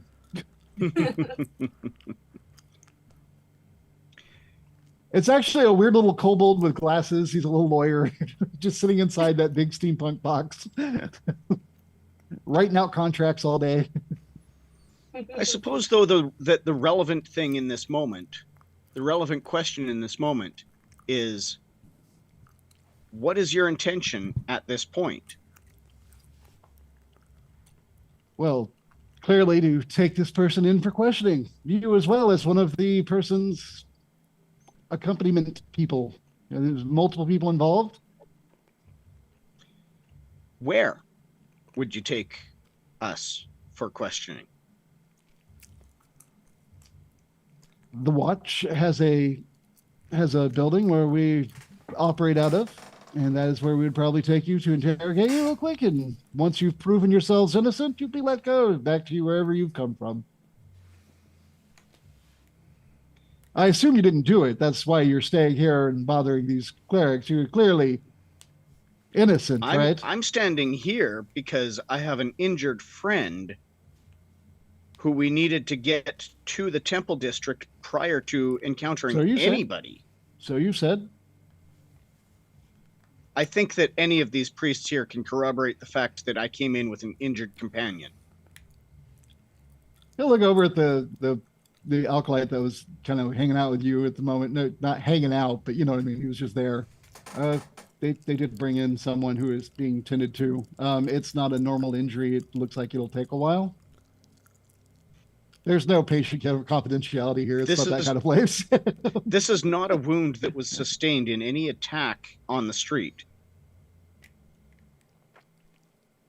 And it doesn't explain why you would attack guards. We don't stop people from going to a temple. And yet you did. Except that apparently you do. You're not there. Quiet. I'm sorry. You apparently do stop people that are going to the temple. Because that is precisely what happened here. We needed to get here. We were accosted. We attempted to move past, and were attacked. We defended ourselves, and we made our way immediately to the temple. Deception check. No, that's what happened. That is exactly what happened. That is exactly what happened. You know what? I did not stay behind to kill the guy. As soon as we got past him, we went to the temple. will give you a persuasion. Because you're definitely leaving out details like that. You haven't mentioned that you had a bound person. You haven't mentioned that one of your party member was told to attack, basically. For blight's sake. Can I please stop rolling below 10? The RNG is killing us today, guys. Dice. That RNG, baby. What's funny is Corey makes the assumption that when I ask for multiple rolls, I'm trying to make you fail. I'm actually trying to help you win sometimes. Well, yeah, I know, but the way that I roll, it's a guarantee. It seems to be a guaranteed way to sink me.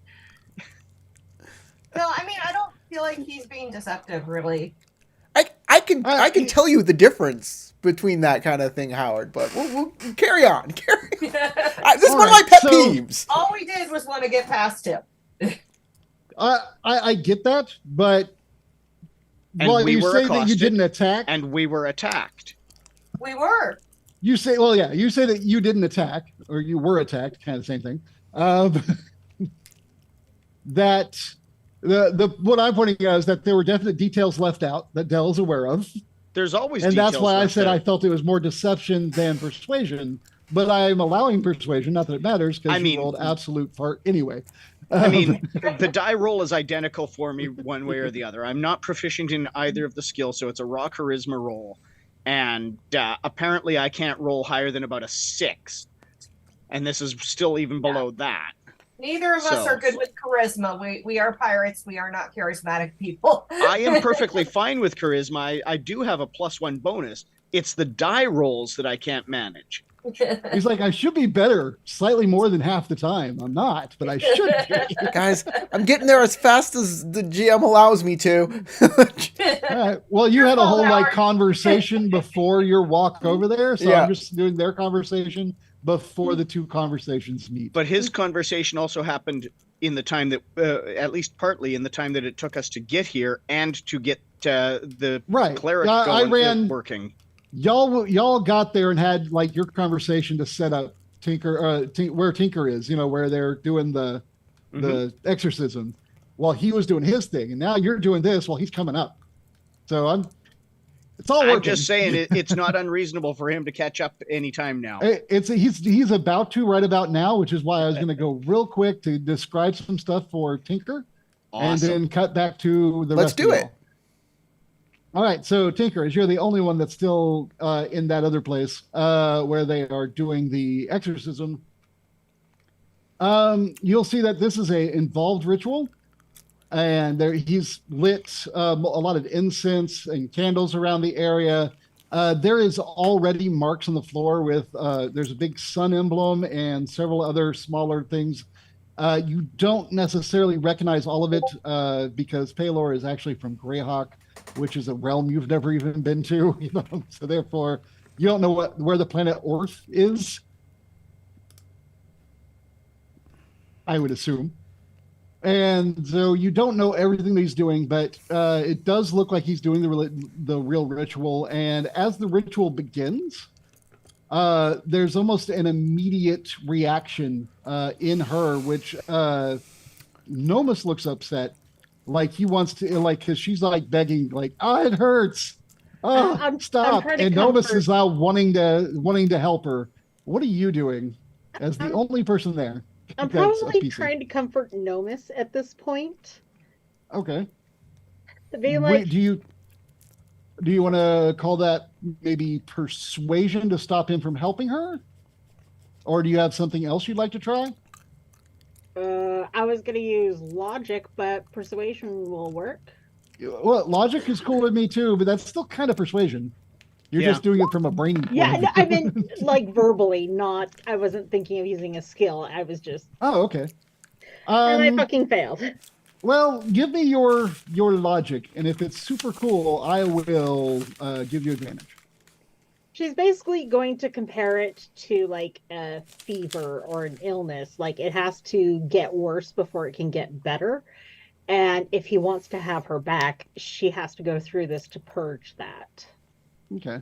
In that case, what I would do is instead of having you roll a persuasion check, as you make it sound like more like a medicine thing, something he could probably relate to, because the autonomes, as far as you know, from what little you know of them, they've always been really highly logical.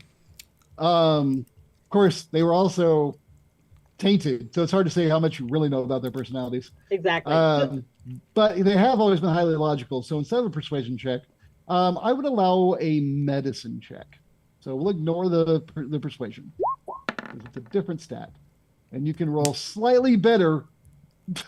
It's still, he's like, no, it's hurting her. It could make it worse. And he is going to step forward. And it looks like he wants to disrupt this ritual. And it's just him and you. Is there anything else you'd like to try to stop that from happening? I'll give you one extra action or round of actions. Because you had a good idea he was about to do it. You're not surprised. If I take the power pack out of his back, would it effectively kill him or just turn him off? You know that he was getting his life support from her. You connected the power pack before disconnecting him from her. So you think that you would probably need to, it might kill him. It just might. Screw it. She's going to hug his face to blind him. Okay. She can't grapple, but she'll grapple his face so that he can't see. I'll give you that. That's pretty weird. I'll be nice and I'll let you do a grapple, but I'll do it from an acrobatics instead of an athletics. Because you're not actually trying to stop his body. You're trying to hang on. Yes. And a natural one.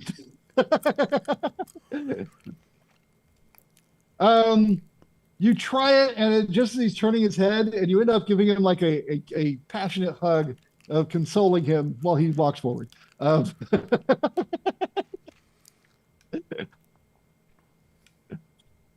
Very sweet. Very tender.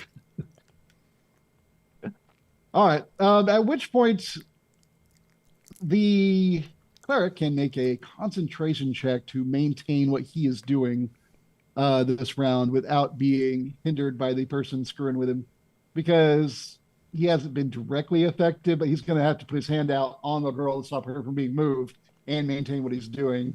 And that'll give you another round of trying to stop, and then we're going to go back to everybody else. So his concentration roll, and do it. Ah, god dang it. All right. So all the natural ones today.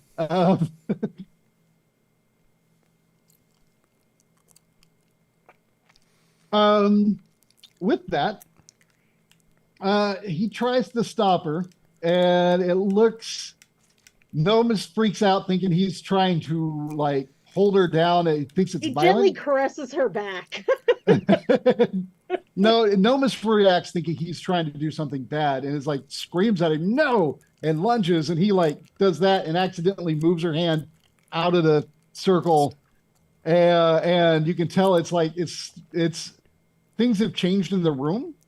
As soon as her hand goes out of the circle, all lights in the room, which are there's torch on wall sconce. Or actually, I said there were wall sconces earlier with torches, so we'll just go with that. Yeah. I should have said there were lanterns. I mean, this place has lanterns, so I'm gonna change it. They have lanterns, and you probably could have fixed one of them, but the lanterns are based on flame. There's oil in them, and therefore you see the flame dim till it gives off almost no light, and the candles go, and you just see the smoke.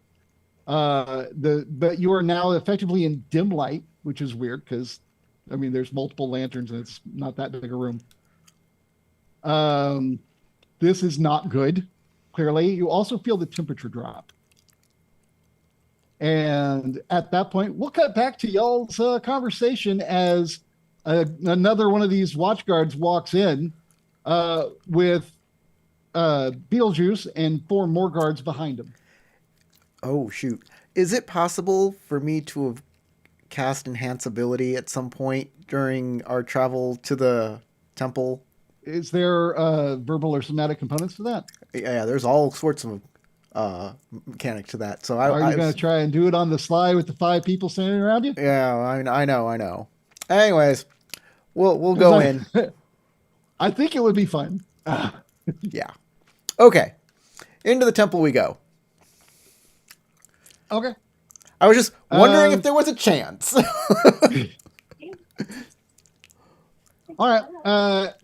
As y'all enter, you see Del and Eudora about 10 to 15 feet away-ish from one of the other guards. Oh, I'm sorry. There's a total of 6 guards entering, but one of them is actually the one that went running out earlier. He met up with y'all midway and was like, "Oh yeah, they're in this temple," and he kind of guided you to the right temple, which was great because none of the other guards knew which temple everybody went into. So, as I walk in, I'll say, "Guardsman White, I have information about this. You'll need to hear."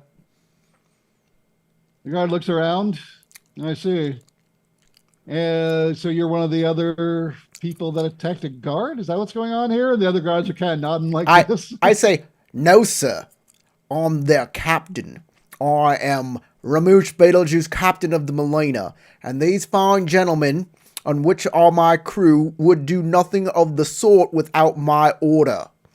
I am the one who attacked the guard. They are simply following my orders. They are totally innocent.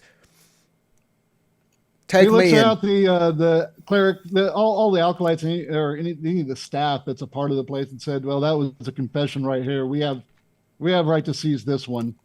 If he they looks over at the rest. If they did anything wrong, which I'm not saying they did, it was by my order. You wouldn't arrest a soldier for following an order, now would you? You'd arrest a general for giving that order. Yes, we absolutely would. You would, right? That's part of the agreement here. So if your commander gives you an order and you follow it, and somebody else arrests you for it, that's good on you, right, mate? Who would arrest the watch exactly on the what Rock would of Brawl? That's an interesting question. However, We're friends and all that. as I was explaining to these fine, gentle guards, we simply defended ourselves when accosted in our haste to get our friend to the temple district to get healed. Before they could do any more damage. Well, if everything you're saying is true, this is that one that's been talking to Keith or to Del. If everything you're saying is true, then you can just come with us, go get your name cleared, and move on your way. I don't see the problem. Excellent. So And you one can. of the other guys like, they almost killed a man. I say excellent. So you can wait here for our friends to be healed, and then we'll go with you. Then. Oh, we could take you now and leave someone here to get them when they get out. I'll accept that. All right. Remind me then let's again go. why we made him captain. To take the fall for all of you. All right. So I guess does that mean you all have agreed to go? plan. Is that what I just heard out of character? What? Yes. You all just agreed to go. You said you agreed to the offer. No, Beetlejuice agreed to go with them. And if they Right. leave guards here, then they leave guards here. I didn't agree. They are leaving guards for anything the of people sort. being healed. They are taking, their intention is to take Beetlejuice, Dell, and Eudora and leave guards stationed here to grab the people that are being healed in the other room. No. No, that's not how this That's works. That's not what I No. said. I said they will stay. I will go. That's that. Anything else? We are here. That's not for the plan. our Corey, companion. Corey, are you yelling Period. at me or are you yelling at guards? Oh, I'm just getting loud. I'm just. Corey's just a Because if I you're am yelling not at me, you know, I was gonna say, Take the fall for us when he's the one who got us into this fucking mess in the first place. that's what he said though. I very carefully explained to the guards that I am going nowhere until my friend is healed. Yeah. And you misinterpreted what I said, Howard. I said my crew No, stays. Corey, and I go. didn't misinterpret. The guard said something different, and it sounded like you agreed to it. Maybe you didn't hear the different of what he said. Versus what you Okay. said. We'll know that I don't agree with that. I say no. They stay. Well, you have actually already said enough to basically be a confession. We have the right to take you. The others, by the rules around here, we can wait until they're done and then take them on their way out. What did we just say last session? It just always say, "I want my lawyer" to the cops. That doesn't exist in D&D land. Especially Well, that's not why I in said, a are there pirate lawyers town. on this planet? Especially not in There a pirate are, town. but they're all fiends. So, not that different. Pretty much. By the way, if we actually have any lawyer fans, neat. We never know when we'll need legal advice. Stay around. I don't think you're a fiend. Sarah does.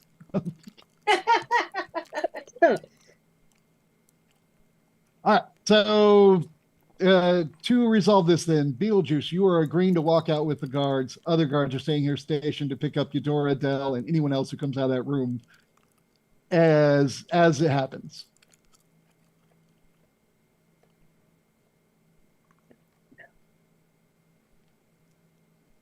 Yes? Nope?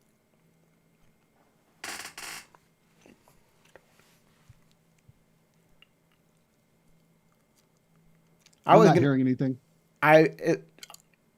It's up to them. At this point, I'm going with the guards either way. I'm not there. I know. All right, so Dell, Eudora has actually been kind of quiet. Did you ever add anything, or do you just stay in the background looking all menacing with your big bone sword? Little psycho I'm buddy. just sitting and waiting to see how this plays out. So, if they're Just going to be leave, aware. Just be aware, Psycho Bunny. You're in a temple. They have holy hand grenades. Ooh. Tinker wants to find those and play with them. that bunny's vicious. Tear your head off, I tell you. All right. Because you're going with them, the two guards will go ahead and escort Captain Beetlejuice out, and one of them will even make a note of your name, Captain Beetlejuice. Got that down. and they'll be escorting you back to that watch headquarters that you were at earlier. Although this time you feel like you're probably going to be walked into it. Unless you kill the guards around you. Actually, there. I can get out of here with pass without trace and then just... That just pass without trace is not Misty Step, dude. You just I have Misty 10 Step. points stealthier. I can Misty Step away, Starlight Step away, and then cast pass without trace and stealth away. They know which ship is yours. Yeah. You told them. I know that may... I thought that just saying I'm the captain, I take responsibility, that should have done it. That does it in every other fucking like medieval thing. Apparently it doesn't do it here for some reason. Don't know why. Because why would it? Okay, there are multiple factions that come around here. Having one guy walk out and go, "Oh, no, I take it," they would still investigate. That's exactly how it works back then. That's exactly how one guy comes out, says, Corey, "I take, Corey, I'm the guy in works on charge." an asteroid? Their gang. Their gang wants revenge against our gang. This is an asteroid with multiple factions that do business here. And they have nothing verifying you even are who you say you are. They would arrest everyone, sort it out later at the headquarters. Literally what they told you. That sounds fair. Well, they told us that after I did that. No, they've been saying that all along. That they've been saying it to Keith or to Dell, and you can. No, they said it to Dell. I did not hear that. And You're they trying did to kind of explain- say it to you there. You're trying to explain legal procedures to a chaotic character. Anyways, I Misty Step away, cast path without trace, and I'm gone. Okay, you're gone.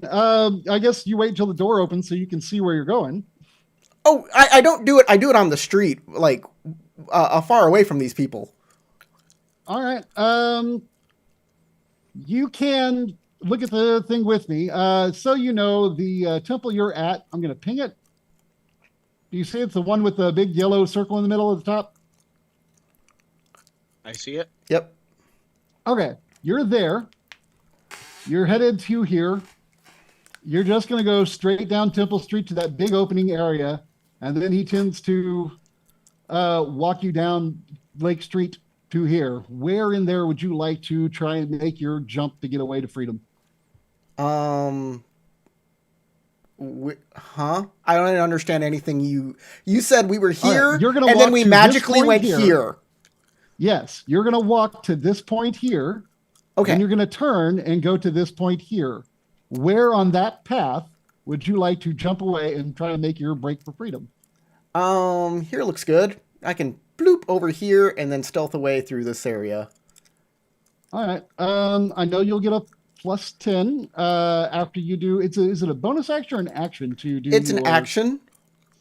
Misty Starlight Step is bonus. Let me say which thing I had a question about before you answer. Okay. Because you're doing multiple things. I know stealthing, going into stealth is an action.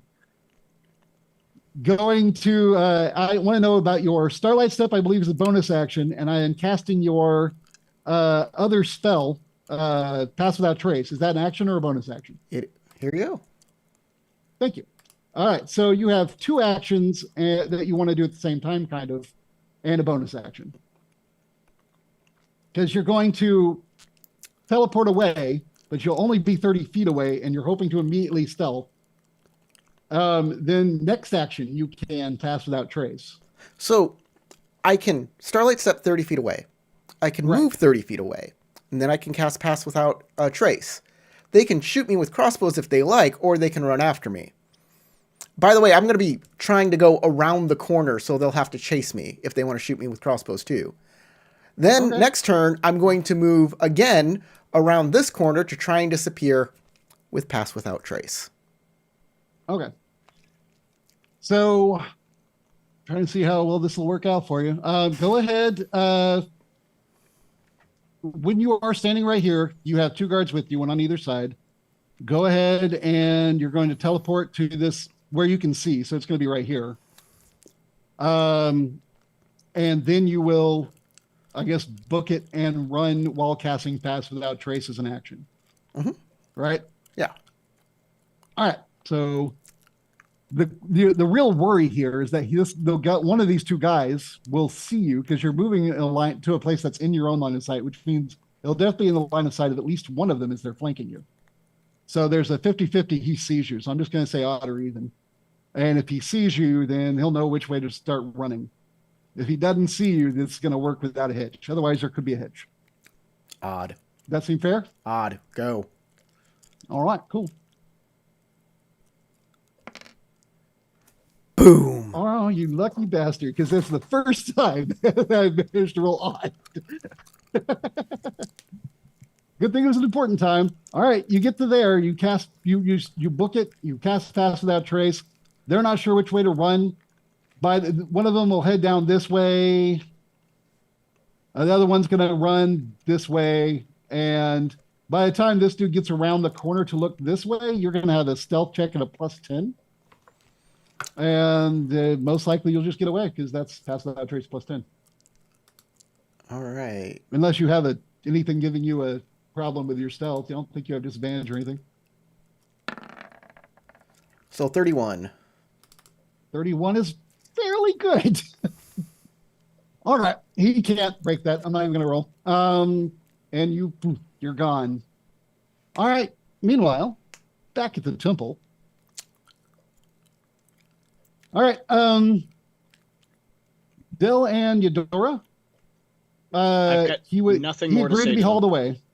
That one guy that's been talking to you is just eyeballing you. Like he's watching you. Like he's just waiting because he's mad. Like he knows you did it, and he wants to arrest you. Yes, that's the impression you're getting. That's how he appears to feel because you have a high wisdom. That's insight based. You get like he's not hiding his right now. But there are some stupid rules inside of a church that makes it a little bit easier for all these churches to operate. But at the same time, the rules are kind of loose, and it doesn't take long before they can grab you the second you step out. All right. And if they have a reason to believe you did it, they can surpass all of that. But right now, it's just sort of that, can't prove it yet. All right. Eudora, you doing anything? So they've left already? No, there are 3 guards, or let's see, 1, 2, 3. There were 6 guards, 2 left, 4 guards remain, one of which is the one that's been talking to Dell. I'm just going to stand there and wait for them to leave. I'm not. They are not leaving. You know that for a fact. They are waiting for you to leave so that they can arrest you. That was the deal that was made by your captain. I turn around and I walk back to the room where Hesketh is being worked on. All right. Yeah, I'm going to follow Dell. All right. So you two turn around to go back in there. And just before you step in there, we'll have another round of stuff happening. All right. Tinker, go ahead and give me an initiative. And then I'm going to roll 2 initiatives, 1 for Nomus. Actually, 3 initiatives because Nomus and Hesketh are not acting in concert, really. Let's see. So I got to roll 3 initiatives. We'll start with Nomus. Tinker's going last, is what this is looking like. Hesketh and the priest. All right, cool. Tinker's been absolutely useless this session. I'm sorry. All right. I already told you felt it getting dark in the room, or you saw it getting dark. You felt it getting cold. The candles, the lanterns are giving off very little light, and the candles have gone out. At this point, let me pull up this spell real quick. Make sure I run it right.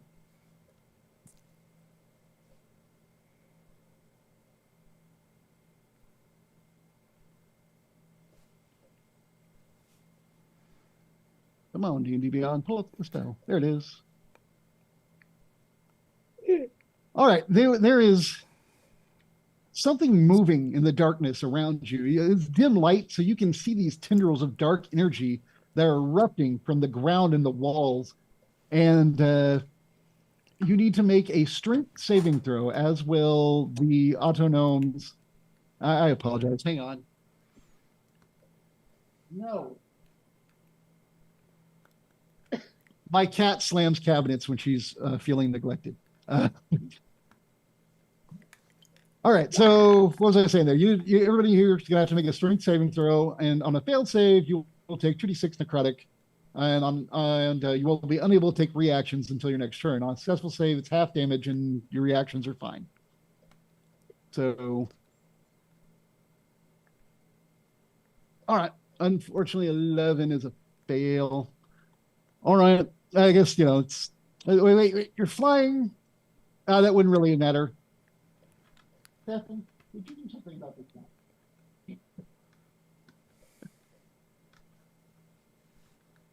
Swear the cat just knows when I'm busy.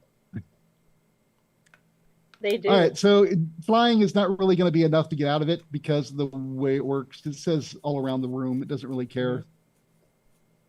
Because I was like, ooh, maybe you can. Nah, doesn't really get you out. All right, I wanted to help. I need to make this 2 other saves. Let's see. It's a +2 for Nomus.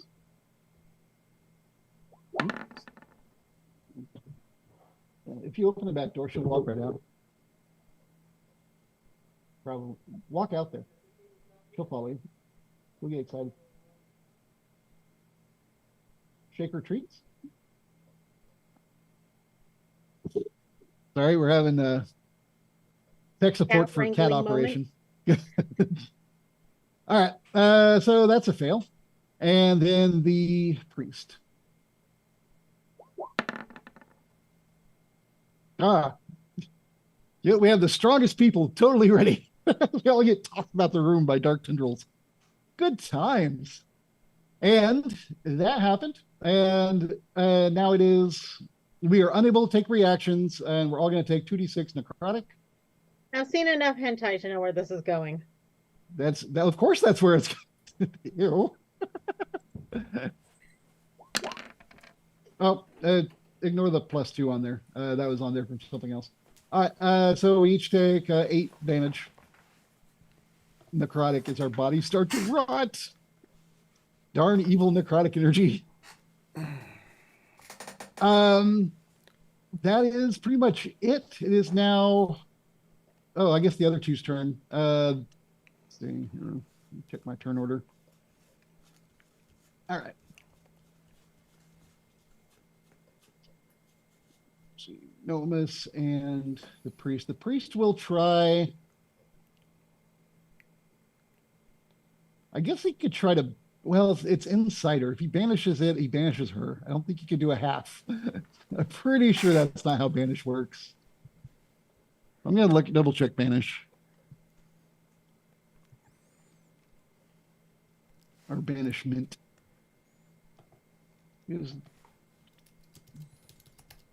Nah, it's target, and I can't target the thing possessing her.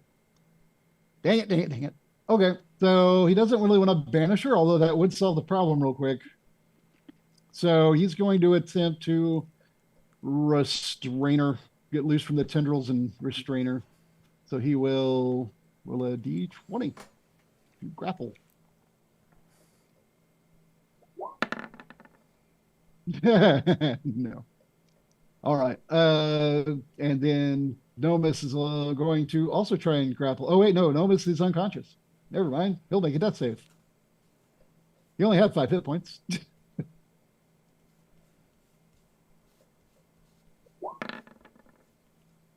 Hey, successful one for Nomus. Yeah. All right. And now it's Tink's turn. And then after that, everybody else can come through the door and roll initiative to join the fun. Since Tink doesn't know that that's what they're doing, she's going to throw open the door and go, "We need backup in here." Okay. Well, then y'all see that happen as you are walking towards the door. And I'm imagining like a black tentacle just like grabbing her and yanking her back in. You know what? I love that. And it's not an additional damage, but that'll be part of the damage you took as that's happening.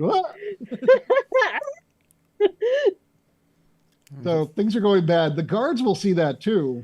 And hey, let's do someone different. Tinker, odd or even? Even. Odd. The guards ready their weapons but hold position. They do not advance to help because that's some evil magic-y stuff. This is why we did the first place. Yeah. There was a chance that That- they would see that and run in and help because they are guards, but Yeah. they did not. Oh, I thought They're that also like- I thought there was a chance they'd just run away. Yeah, that's what I was. I would be like, That either I'm run dealing away with or that. they'd stay. why would they Not- stay? none of them would go in at all. But the role I mean, to me these seemed, aren't- do they stay these- there or do they run away?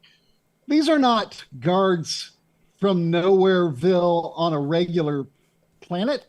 These are guys that live on an asteroid and regularly see mind flares. There's a beholder running a tavern. What you're Things are a saying is little they've different seen up some here. shit. They've got more sterner stuff happening here. Uh-huh. They've probably seen the spell of Arms of Hadar before. They might not have seen it come out of the negative plane, but they've definitely Right. seen it. So just tentacly arms. is not Whatever gonna we scare think them. about normal guards, that doesn't apply here. Nothing we would ever think. None of that applies. Got it. They've seen some shit. I'm glad you understand. I know you're saying that with sarcasm, but it makes total sense if you think about it. Can I ask you a question? Are these guards bribable? You don't know. You never tried. Oh, I don't know how these guards are. I have no Well, you nothing, also know no that Dell's no the basis one for who has anything all on the these money. guys. And I am totally fucking in the dark on how to react to them. Okay. We need some sort of baseline, really, for these things. I mean, I did try and describe several games ago kind of the political system of the Rock of Brawl, and I think everybody tuned out. And I understand it's super boring, but that was kind of what I was trying to let you understand, that your average bar here is more like the cantina from Star Wars than it would be a bar. For the Right. record, I would like to say that I mostly paid attention considering my memory and attention span. So I did Alright. pick up on that. Okay. So yeah, you're more like at a spaceport than you are at a small town. In fact, I know I made it clear you're on an asteroid in space. All right, so the guards do not leave. They maintain their position. They don't go to help because they don't know exactly what's going on. They've seen some stuff. People have pulled stuff like this as a ruse to get away. This could just be a What? bunch of bullcrap. Oh yeah, it's illusory arms, and we run Okay. in, then something happens, and then you run off. Your camera keeps going in and out of focus and is very distracting. He's got autofocus on. Well, auto it better. I'm not talking to you guys. I'm talking to the camera, the literal camera, not the people watching. Your YouTube camera has stuff. camera settings. You can turn that off.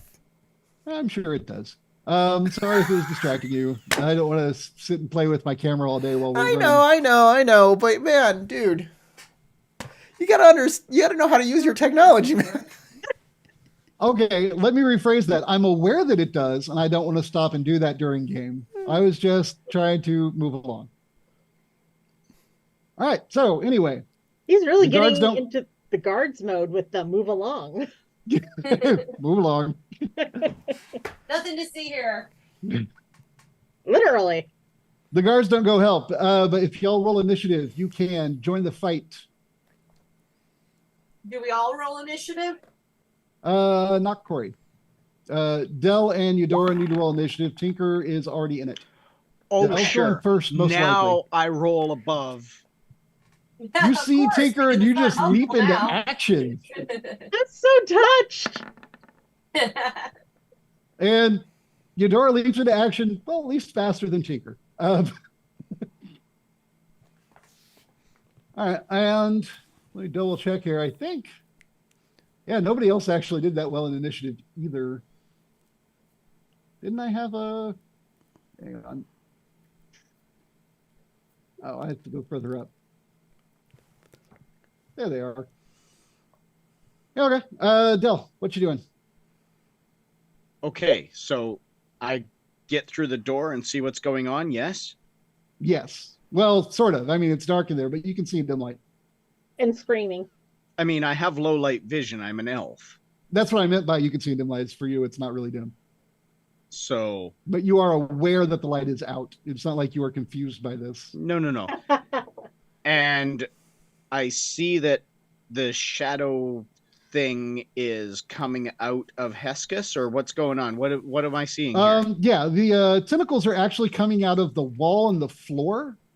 There is black energy going from Hesk's hand, which is the only part that is currently outside of a circle of some religious symbol. And while the energy coming from her hand appears to have cast this crazy evil tentacles from the negative plane of Shadowfell, something. You don't know the exact religious implications, but hey, tentacles are killing people, or trying to. Also, Nomus is out of it. It wrapped up in a tentacle and not moving, being swung about. This symbol circle, whatever that she's in, that her hand is poking out of. Like, is it just a chalk marking? Is it? Actually, the markings on the floor are actually carved into the floor, as this is a room that's used for multiple different things, multiple different rituals conducted by the church. So it's just pre-prepped for things like this. And so, yeah, no, it's not something you can just like move the chalk and break the ritual. But if you move, in this case, the body was moved, not the chalk. Or okay, so I'm assuming that I wasn't walking through town with my spear, but I would have my sword. So I'm going to pull my sword, like draw my sword. I'm going to basically put it up against her hand and push her hand without marking the floor, push her hand back into that circle. Okay. I assume you'll want some kind of an attack roll or something. Yeah, because the hand it's like she's awake. She's doing this. Yep. So yeah, you have to attack her. Yep. Uh, I'm not trying necessarily to do the damage, but I need to. Thorns and ashes. I'm sorry. Sure, I can do great for an initiative, but that seems to be it. You rushed right up there and you went like that. And as you did, the black energy itself is what is her armor right now, her armor class. The black energy tendril just kind of knocks your spear away from her hand. Sword. Or sorry, scimitar. It's still a sword. All right. So unless you have something else you can do, like a bonus action.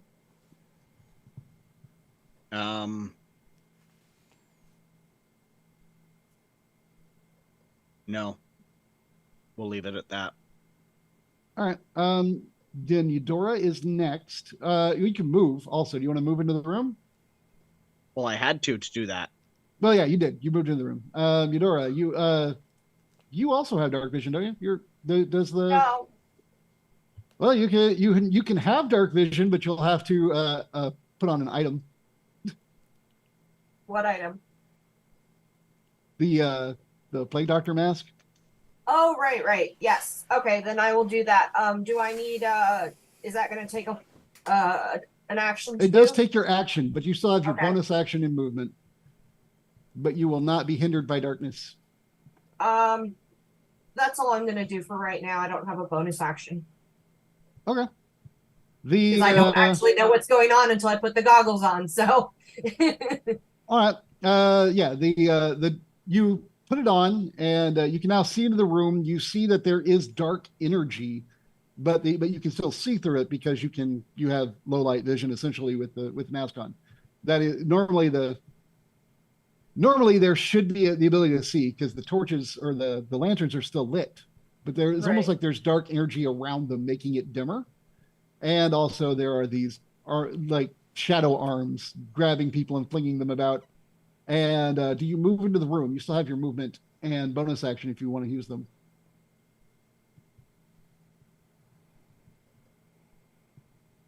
Eudora. I'm sorry? You still have your movement and your bonus action. Do you move into the room? Yeah, okay, I'll go ahead and move in the room. All right. Next is Heskis.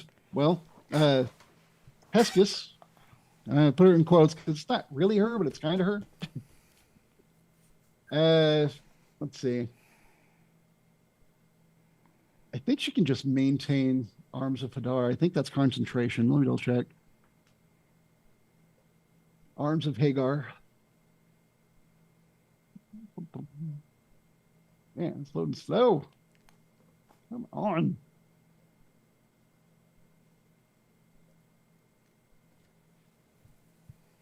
There it is.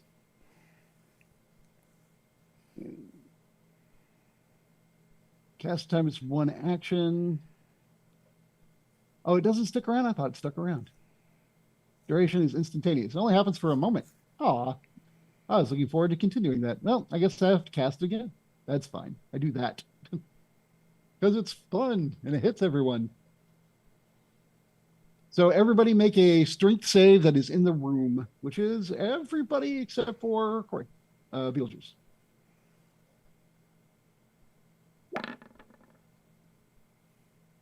All right. Sorry, Del. Nomus will lose a death save because he does not make strength saves. So he's up 1, down 1. Eudora makes it. Tinker. Where are you? There you are. Oh, wait. Nomus didn't need one, but the priest. You got a 0. Ouch. All right. So let's see. The priest roll a 12. That's still a fail anyway. So, right. No. I think it is a 12 is the difficulty. The priest is taking half damage this round. But I think all the, well, let's see. Just Dell and Tinker are taking damage, or taking full damage. Apologies. Take this off. There you go. 2d6. So that is 6 for Dell and 6 for Tinker, 3 for Eudora, and 3 for the priest. Also, Dell and Tinker can't use reactions right now. Okay. And that is the actions for Heskis. Nomus, death save. Come on. So what exactly 20. happened that caused this? Nomus, well, you weren't in the room. You don't know. No. Are you asking? Well, I would have known. All of a sudden, I take damage. Like, what happened that caused me to take damage? The black tentacles that are going around the room are grabbing you and flinging you about the room. Okay. And yeah. Sorry, I didn't misunderstand. I thought you were asking how the black tentacles got here to begin with. I was like, you were in the room and that started. No, I'm wondering how I took damage. What caused it? You entered the room with the tentacles. Nomus suddenly, his eyes open. He goes, and he has 1 hit point. That'll last. Yeah, but hey, he's got a chance. All right, and then that's a Nomus. I guess the priest can try and do something. He's going to try to, I guess, grapple the girl, save the cheerleader. Natural 1. It's been a lot of those. Yep. But I did follow a natural 20 with a natural 1 because there must be balance in all things. All right. So he does nothing effective, which brings us to Tinker. Tinker is first going to tell Nomus that she's going to turn his dumb ass into a tuna fish can. And then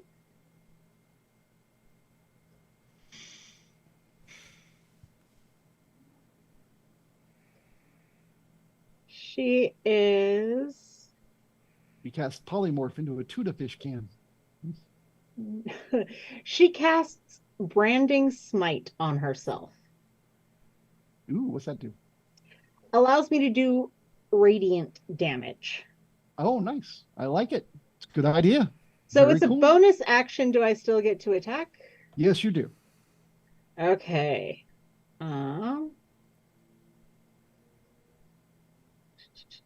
I deal, if I hit, obviously, I deal an extra 2d6 of radiant damage, which becomes visible if it's invisible, and the target sheds dim light in a 5-foot radius and can't become invisible until the spell ends. Okay. And what are you attacking exactly? Are you attacking Heskis? No, I am attacking the tentacles. I Because you have a high arcana, I'm just going to tell you that the tentacles are a spell effect. So, like, if I cast flames and you attack the flames, that won't necessarily, like, you might put out a flame, but you won't stop all of the flames. You know what I mean? In other words, you have to attack her, not the tentacles. Like, you're not going to stop the spells by attacking one tentacle, because she's just going to keep recasting this spell and make more tentacles.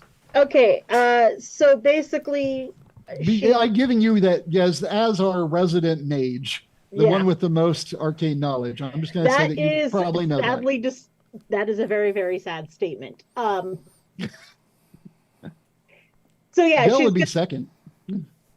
she's gonna go for she's gonna tell everyone to try and incapacitate her, not to kill her. Beat her with the stick. It's blunt force trauma. Oh my god.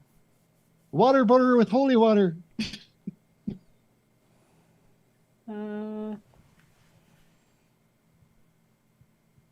There you are.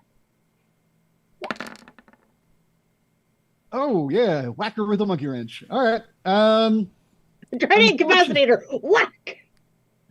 Well, you know what though? She's still wearing normal clothes, so she only has her dex. Well, yeah, just her. It's really just technically her dex, although it's the negative energy that is manipulating her, that is forcing her to Yeah. continue to fight you guys. It is technically just her dex, and therefore that is a hit. So Okay. she takes here one comes, bludgeoning.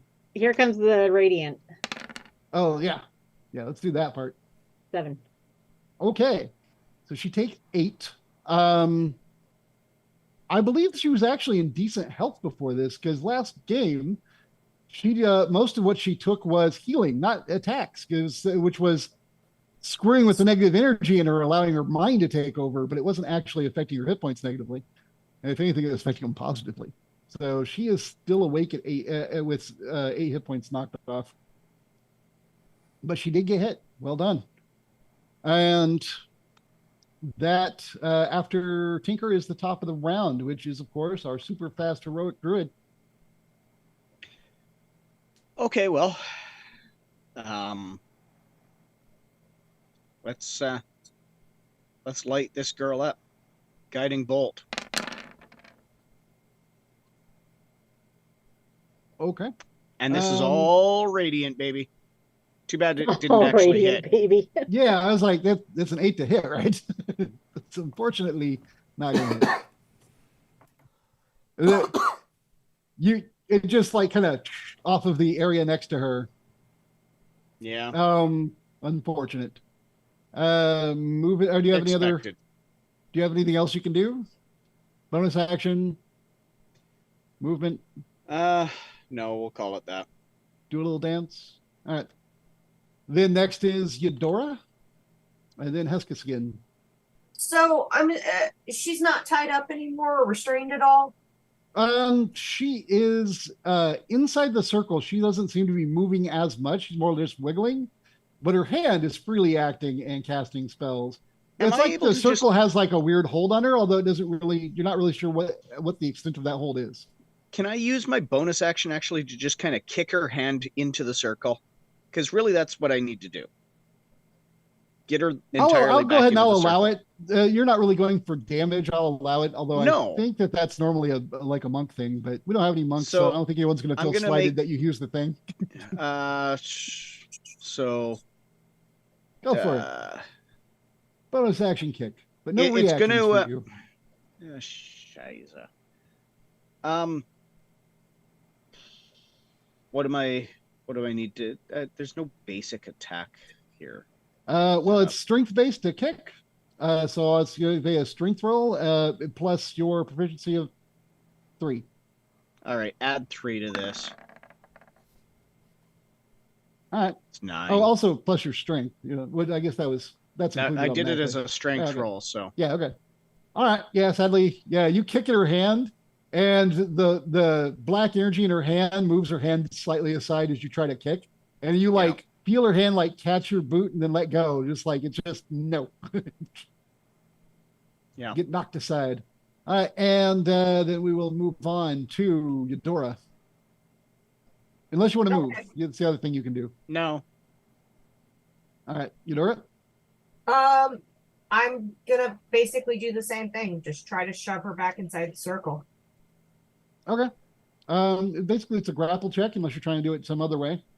Hack her hand off with a sword, whatever you'd like to do. I'm not gonna cut her hand off. No. All right. Tinker could give her like a buzzsaw hand. It'll be awesome. Wait, what do I Swiss roll Army for? Auto Gnome. What do I roll for grapple?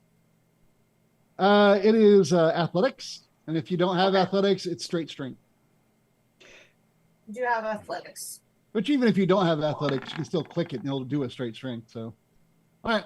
All right. You can grab her hand and you just shove it back into the circle. And when you do, you feel like her struggling. When you grab her hand, she's struggling harder than when it's inside the circle. Like she's not struggling as hard anymore. Like there is some sort of like power that was started by the cleric that had something to do with the circle that is negatively affecting whatever's controlling her.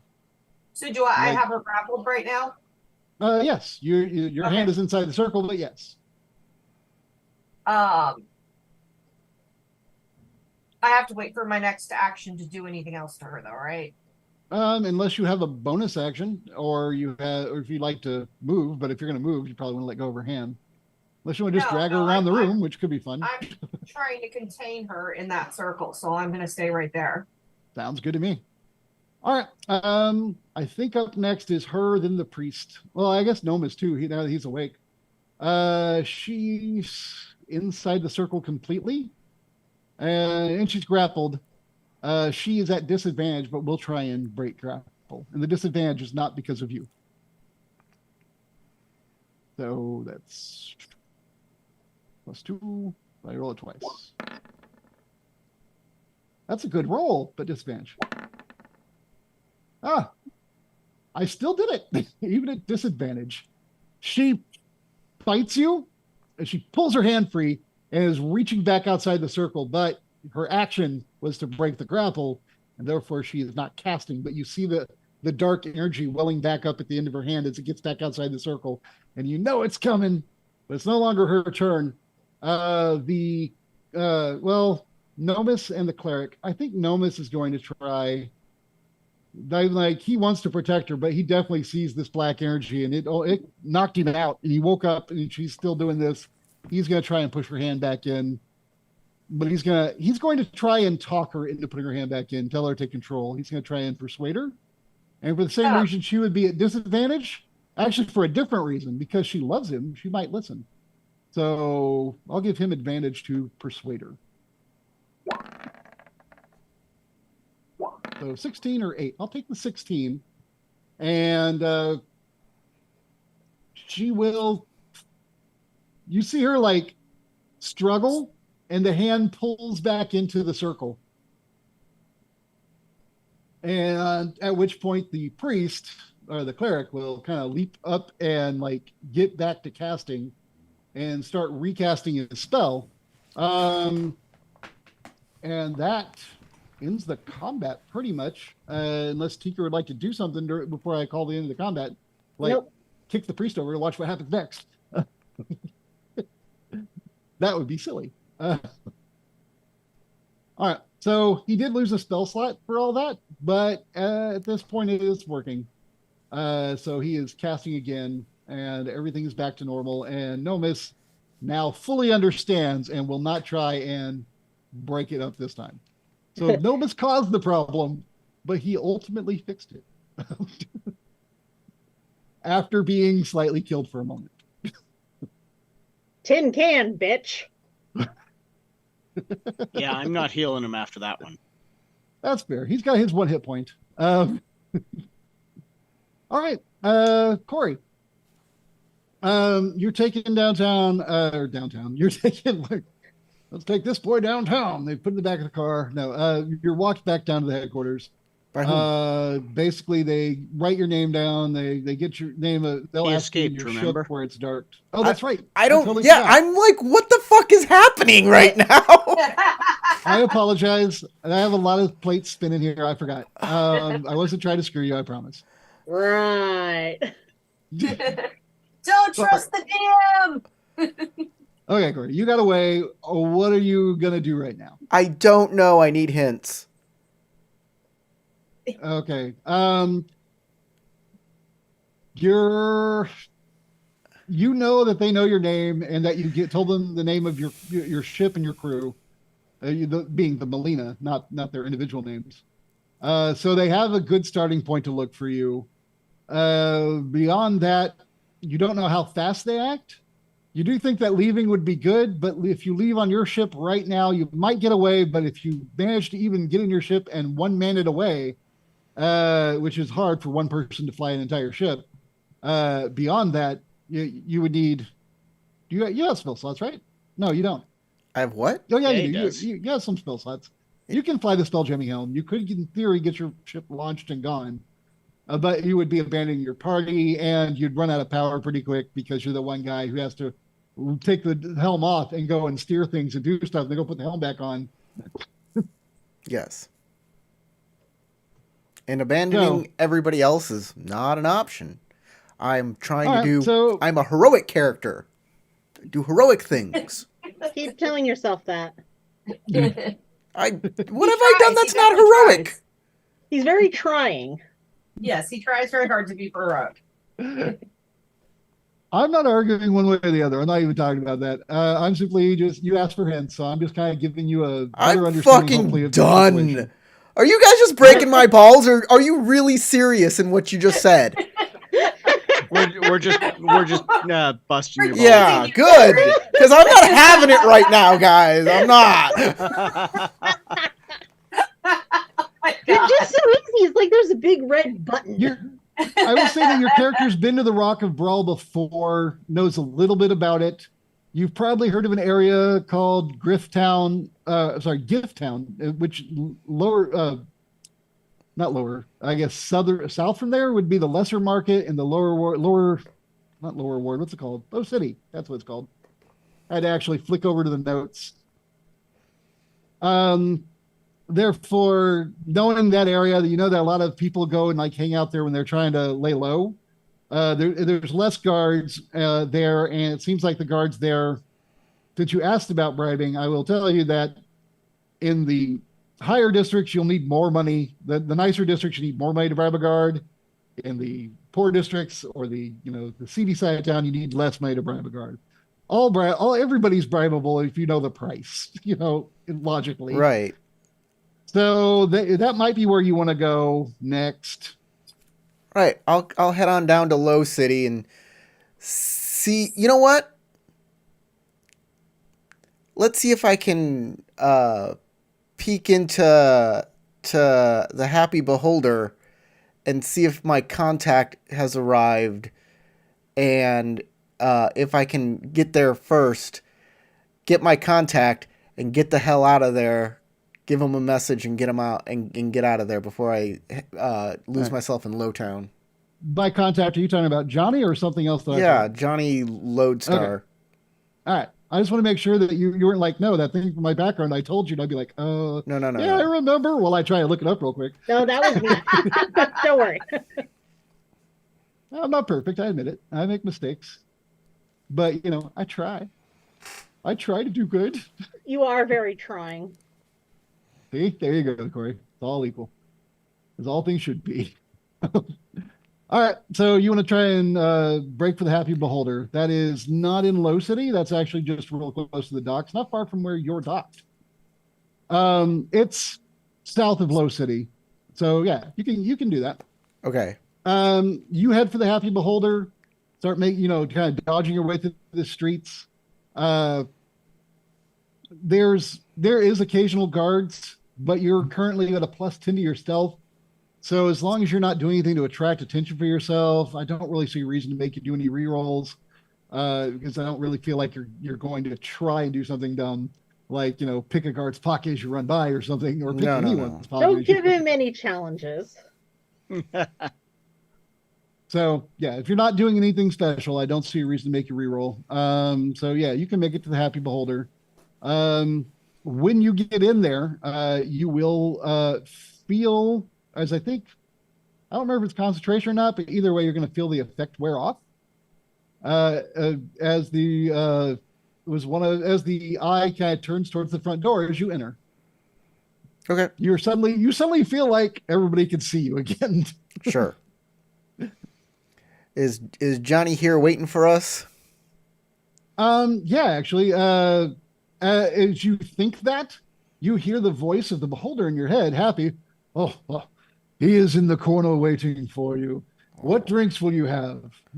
Uh, Nothing right now. I'm not staying long. Oh, it's only polite to buy drinks. I It's He's just a right. persuasion. You can I ignore put it. down a silver piece on the table and just say, "It's the door charge." As you like. And the silver just slides off the bar, and you don't hear it hit the floor. You think it went into a sack somewhere on the other side of the bar. Like there, he's All right, paid for whatever. All right. And yeah, you look around in the direction that he indicated for you to look mentally. And as you do, you see Johnny, who is sitting with, I believe, 3 or 4 other people. Let me pull up my notes because y'all asked for something and I did it. Let's see. You see with 5 people. So you see a group of 6, one of which is Johnny Lodestar. Yes. I walk up to Johnny. I say, "Hey, Johnny, we need to talk." Oh, well, I'm so glad you're here. I want you to meet your crew. You asked me to find you the best, and I have found the best. Here was this dwarf from Toril. I know you might be like, he's not really a spacefaring guy. He's a local. And he points down, I guess, from there. There is a planet beneath the Rock of Brawl. But if you want a boarding party or to repel a boarding party, Keldar here is your man. Now, this guy, and you look over, and there is a big praying mantis sitting at the table with like a bandolier. Like you do. And crossbows all over it. This is Reet Knik. And the creature nods at you, and you hear a voice in your head, which has like a weird, like clicky, weird noise to it in your head, but you can make out the words. It says, "I am Reet Knik, and I will man your ballista. I will shoot people." And you get the images because he is obviously a telepath. Basically, he's a gunner, and also he can stand on the deck and shoot people. If you want to do boarding parties, he's fine with it. He's got the crossbows. He's crew. Yeah. Then you see an astral elf. You've seen those before. In the mirror. This is exactly. This is Vasian. Like Johnny kind of hesitates. She says, "Manonadil," and I am a artificer. I can build things, Nope, and only I can one. maintain.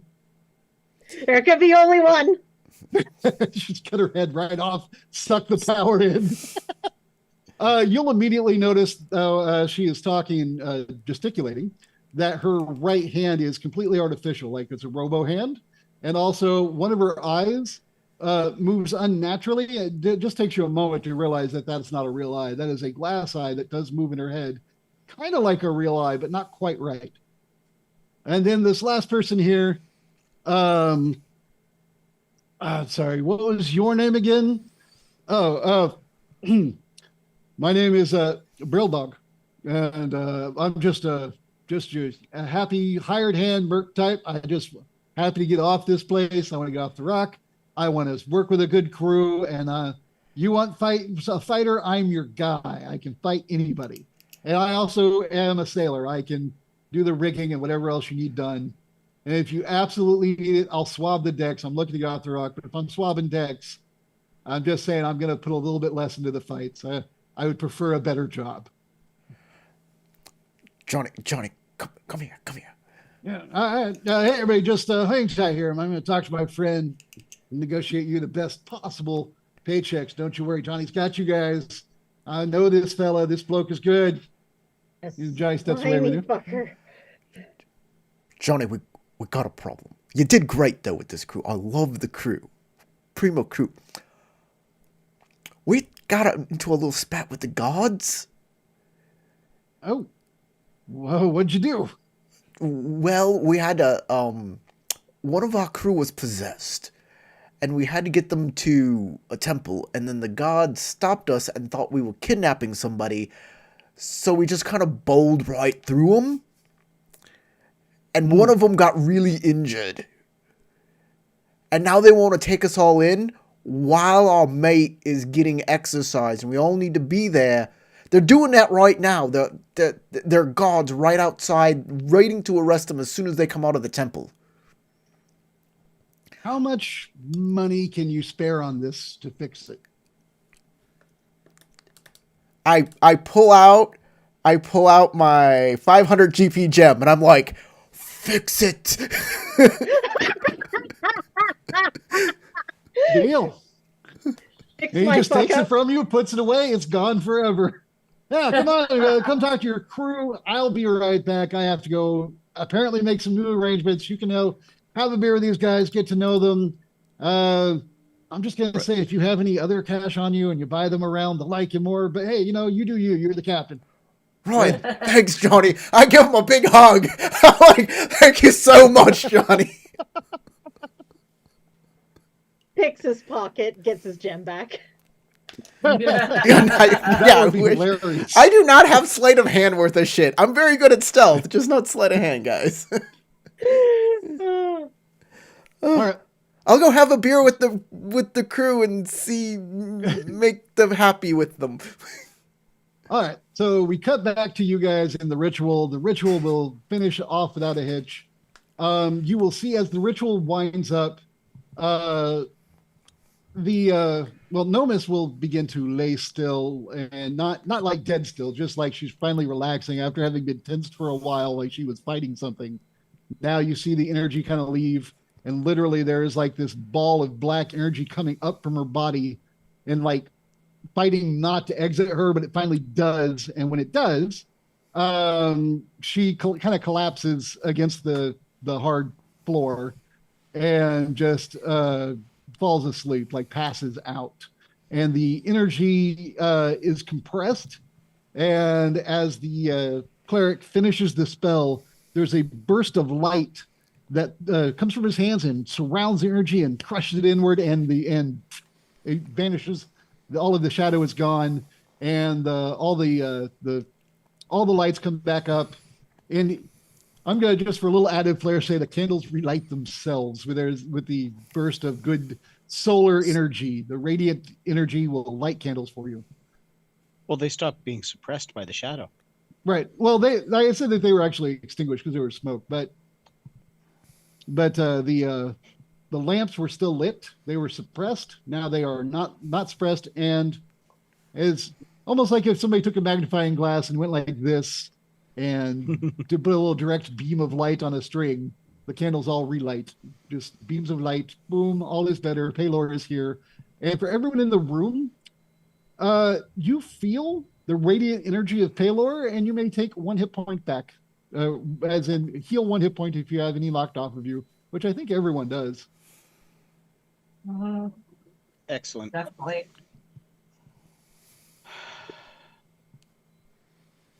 I have one more request from you, priest. All right. Yeah. Here, he looks Give a little. a statement to He the looks a little guard. tired, as that was a big ritual. Much like any spellcaster, you only have so many spells you can cast a day before you are just Oh yeah. kind of drained magically, and you can tell that those were his. He did 2 top level spells for him and looks exhausted because he had to do it twice. Oh yeah. My other autognome friend here is in need of a restoration magic. I mean, clearly you yourself are warned, but is there another that could assist us with that to make him whole once again? What kind of restoration are you looking at? He looks at the gnome, and he really doesn't know what to say about an auto gnome. As like, if there was a hand missing, he'd be like, "Oh, that's a greater restoration." But he's looking at an auto Wasn't it gnome who lesser? has all its parts. He doesn't know what he's looking for. Wasn't it lesser? No, it actually lesser be wasn't greater in enough this case. because Oh, right. I have lesser. That's what I was remembering was that conversation, but I misremembered it. Yeah. It would be greater. It's just that he doesn't see anything obviously missing from the Autognome, and he doesn't know that they don't normally have backpacks made out of them. A greater restoration should make the parts that we've built on ad hoc actually work properly for his body. He was gravely injured in the attack that resulted in the possession of his mate. Yeah, that I can't offer you that today. Either you can go to another temple, or you could, if it can wait till tomorrow morning, I could help you then. Those are your options, really. I mean, I'm willing to wait, but I don't know how long those guards out there are. Oh, that's a good point. If you try to make them wait that long, I can say from experience, they will go and get paperwork done, arrive here with paperwork ordering us to allow you to be taken from here by force. And we would request that you go rather than harm anyone in the building. We need to get out of here. Yeah. We do. I don't know what all happened with you and with the guards. I don't really want to know. We don't wish to be involved in that. I'm here to help people. And you've done your job admirably and well. Whatever that force was, I can tell you, it is a very powerful negative energy spirit, not something I normally see. It is not the usual types of fiends we deal with from the various hells in the abyss. But it was a powerful evil. Beyond that, I'm unfamiliar with it. Tinker. No shit, Sherlock. No, not really. I may. All right. Thank you for your help. Is there an alternate egress that we might use? Their back door. There is. I don't guarantee that they haven't posted someone around to watch for that. Would you mind if we spoke privately for a few moments? Obviously, you need a moment to recuperate. And he steps out the door and closes it behind him. Okay, look. I've got a spell. I can change my appearance so I can look like someone else, but I don't have the ability to do it enough times to do everyone. Do you guys And have you'll some have way to of watch sneaking your out of here? sword. Because that was how they found you last time, was they recognized your Yeah. sword. Believe me, I'm going to be more careful about that from now on. Do you guys have some way of sneaking out of here? I mean, they don't know about Tinker. They don't know about the That's true. Autognomes. If you disguise yourself and the They group may know of you about go, Tinker. They may know about Tinker. She did appear in the door for a moment before getting pulled back. Also, you know, you do know that they got descriptions from onlookers of the general group. So you don't know exactly how good the descriptions were or exactly what they know. I'm just going to point out that you're aware of that particular factor. Yeah, I'm not saying that's a exactly fair what they point. know. I'm just saying you're aware that they might. Right. Tinker does If- stand out more than the average humanoid There's that. because she's short with wings. But she's also really small, so it feels like it should be easy for her to She like was slip out floating somewhere. around the incident. No, I just mean she's small, so if anybody's gonna sneak out of here unnoticed, it should be Tinker. so the point is that arguably I'm the only one that really needs to find a way around the guards, because you can be anybody and they're not necessarily going to know the other three. Yeah, you got Nomus and Hesketh, Right. did you? Can you Yeah. change your form at all? Can you change into something else? I can. Well then. Howard, There'll can be I a dire wolf leaving here. Nobody would expect a dire wolf. Howard, I assume all the like religious people have some kind of uniform or something. They have tabards with the symbols. Well, in this case, the symbol of Pelor on them, and they're wearing just robes. None of them are wearing armor. Even the cleric that was helping you isn't wearing armor because he wasn't going off to war. He's just at the temple he works at every day. He doesn't usually have to armor up for that. Can I change my clothing to one of those robes with the symbol? Sure. If you want to do that while changing other things, I would probably recommend to do it all at once thing. Well, yeah, that's what I was gonna say. I want to change to a different race, just like a human. I assume Okay. most of the people there are human, or what's the most common race? Absolutely. Human and Gith are the most common races. In this particular temple, you've seen humans, half-elves, and elves. Okay, I want to change to a human-looking male wearing the robe Okay. that everybody else is wearing. In fact, can I duplicate like somebody I've already seen? Sure. You give me a perception to see how close attention you paid. Yeah. I use somebody Comes I out already looking seen. like an AI generated. I was just about to say that. You Like, got like four fingers over here, 8 fingers over here. Count wait the a minute. teeth. That person is a disguised self. All right. Yeah, you noticed a few people. You think you could fake it long enough to walk by the guard. You don't know about any long inspection or by people that recognize them, but Okay. the guards don't. The guards probably don't hang out here all the time. After I switch, I'll say I'm gonna walk out the front door and meet you guys at the ship. Yeah. Or no, you know what? I better go out the back door because I don't want to run into the person I copied. So Okay. Is there like any? I'm assuming because sunlight and all that. Are there any high up windows that open that I can sneak out There of? are windows in here. Yes, absolutely. oh, see, That that was open? exactly my point. She's tiny. Oh no, there's Eudora. glass, but Eudora. the glass can be opened Yes. if you spend some time trying it. They do have Eudora, crossbows, by you the should way. take the 2 gnomes with you when you go. Good idea. I'll take the Are you, notes with me and we'll leave separately. do you have the ability to cloak all of you, or because I don't know how many? They're spells 2 you have auto left. gnomes. They One was might have a definitely involved in the fight, they Gnomes might was have a definitely in the fight. description of the one, right? but not of the other. Hang on. I'm trying to. Let me see how many spell slots I've got because I know I've already used 2 of them, right? And also, just to be clear, if my description from a random person was there was an auto gnome, a fairy, there was elf, then when you see an auto gnome, it won't matter which one you see. Good point. Oh, and But of if course, you a s- Haragon. which is why if a priest walks out with 2 auto gnomes, not Oh. 1, but 2, then it Then- That might be does less then not if somebody match the stops her, she description. says, "These are not the gnomes you're looking for." And Exactly. You understand. Exactly. So if a human priest walks out the back door with 2 auto gnomes, it's possible. when the guard is looking for a Haragon, a single auto gnome, and a fairy, he might, and he might not stop you. You don't know. Yeah, you're gonna have I'm to just make pointing out that auto gnome was probably named.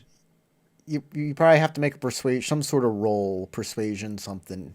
Okay, I have 1 more spell slot I can use because I can cast it 3 times per day. So, Okay. if you can't cast it on both of them, then don't cast it on either. Because you've Well, got you can cast safety in on having one. 2 gnomes. And then you put the other one in a trash can. The other two, you two just take out the trash.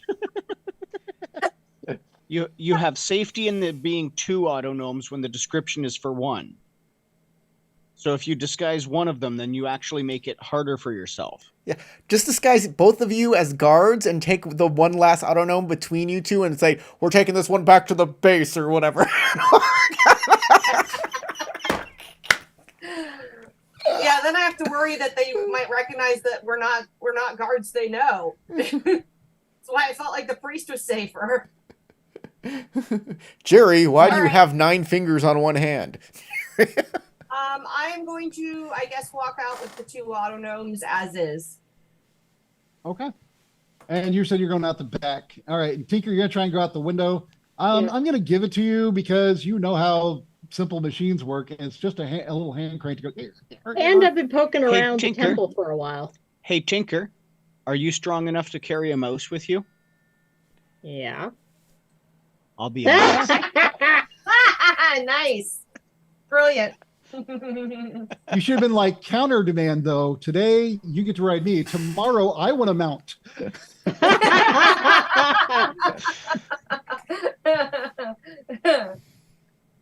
All right.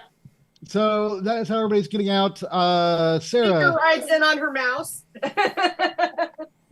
First, Sarah, odd or even. Oh, wait, I already clicked it. Go, say odd or even, I'm going to click it again. Even. Okay. So, yeah, a guard does see you and come walking towards you as you're stepping out into the area behind.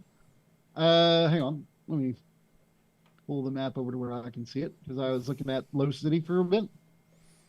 All right. Yeah. As you step into the back area, zoom in real quick. And I will.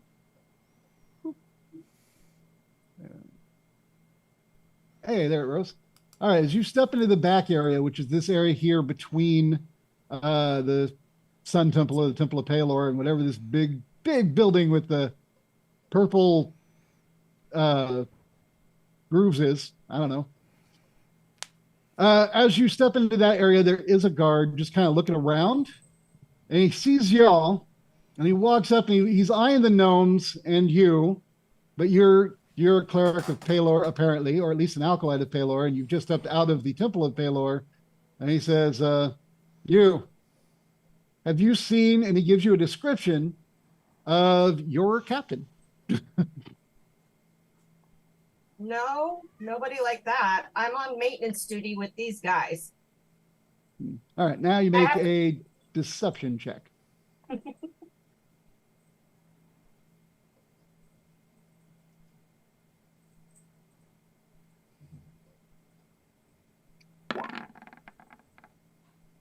Oh, for a second, it did that. Is it going to be a 1? No. Which would have been funny AF. But all right. All right, with a 13, that is above his passive insight, really. He's not the wisest of guards. So he studies you and he studies the gnomes. All right. Yeah. Have you seen any? I'm looking also for. There's supposed to be a fairy, one of these things, but I guess just one of them, and also a large rabbit person with a sword that looks like a spinal column coming at people. It's very, very creepy, evil stuff. Oh, that sounds awful. If I see any of those people, I will definitely make sure I grab one of you guys. All right. Well, may Palor be with you. Yeah. You too. You guys look about that when someone of not your faith blesses you and you're just like, oh, okay. That reminds me of an old fable of Palor. When Palor went to the water side and he found no water. No, I gotta go. Right? Sorry, I have somewhere to be. All right. He goes back to looking for Beetlejuice. Damn sneaky guy. You got the Knew we should have had more people grab him. All right. Which gives you a hint that apparently Beetlejuice took off. First, you'd heard of it. And the rest of y'all just get away. Tinker, you're going to fly away, but, there's nothing really blocking your sight from being seen from people below you. So where are you going to go? You're not invisible. I look down at the mouse that I'm carrying and I realize we should have probably had this conversation before this, but I look down at the mouse and go, where to, Mickey? Squeak, squeak, squeak in her squeak. I can't talk in mouse form, so unless you have to talk to animals. Oh, man. Actually, telepathy, I think, works better because he's not really an animal. I mean, how high can you fly? Can you, get in the treetops and stay above everybody? Pretty much. They might see you and be like, and then they pull out their crossbows and start firing because they have them. She's going to go to Drop that druid. the Happy Beholder. All right. I guess you could try and just fly high and not be noticed. I mean, It you is kind of a did- broad daylight situation, so it would be kind of a, I'm going to say disadvantage on stealth unless you have anything that you can suggest to negate that. Eudora did say, let's meet back at the ship, though, don't forget. Yeah, but they know our ship. And they're Actually- not far. The ship isn't far from the beholder anyway. I'll say if you fly high enough, they might not think to look that way, just because they're not expecting the fairy to escape on her own, like they hadn't really discussed it. So I won't They give you the tend to disadvantage dismiss. on stealth, but I will say just a stealth check to see if they notice you. Beat their passive perception, and you fly People off without never- being noticed. People never look up. Never. That's true. Well, it depends on the brim on their guard helmets. It might not be even an option.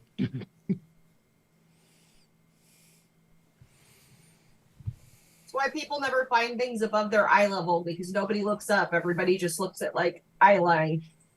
So that was stealth with advantage, you said? I did not say with advantage, no. But nice try. I mean, I was saying if you went high enough, I could see mitigating the disadvantage because for the being broad daylight, but I'm still going to say it's the stealth check. And if you go absolutely high enough, you'd stop breathing, then sure, I'll give you the advantage, but then you have other problems. I'm sure a fairy carrying a mouse is not something they see every day, even there. A fairy carrying a mouse into space.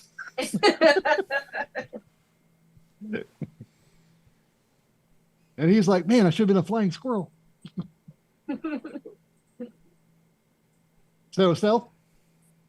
Oh, stealth, right. Right, yeah. I wasn't sure if you were looking for it or. Of course. Is there any chance you have a whatchamacallit? Inspiration. Inspiration? No. Okay. Well then. I do. Can I give mine to her? All right, I'll let it happen. Since this directly involves me as well. It does. It You like does, bite her but- and like make her pay attention. You like indicate your head like go up higher. God, woman. Hey, Mickey can drive. All right. That does beat their passive perception. So you like there's a moment one of them starts to look up and like, you get your little nip from the mouse. You're like, oh, and you kind of fly the other way and then fly up higher and then you She got Make your- distracted by something shiny. She's like, ooh, what's that? do you go to the Happy Beholder or do you want to go to the ship? It's up to you.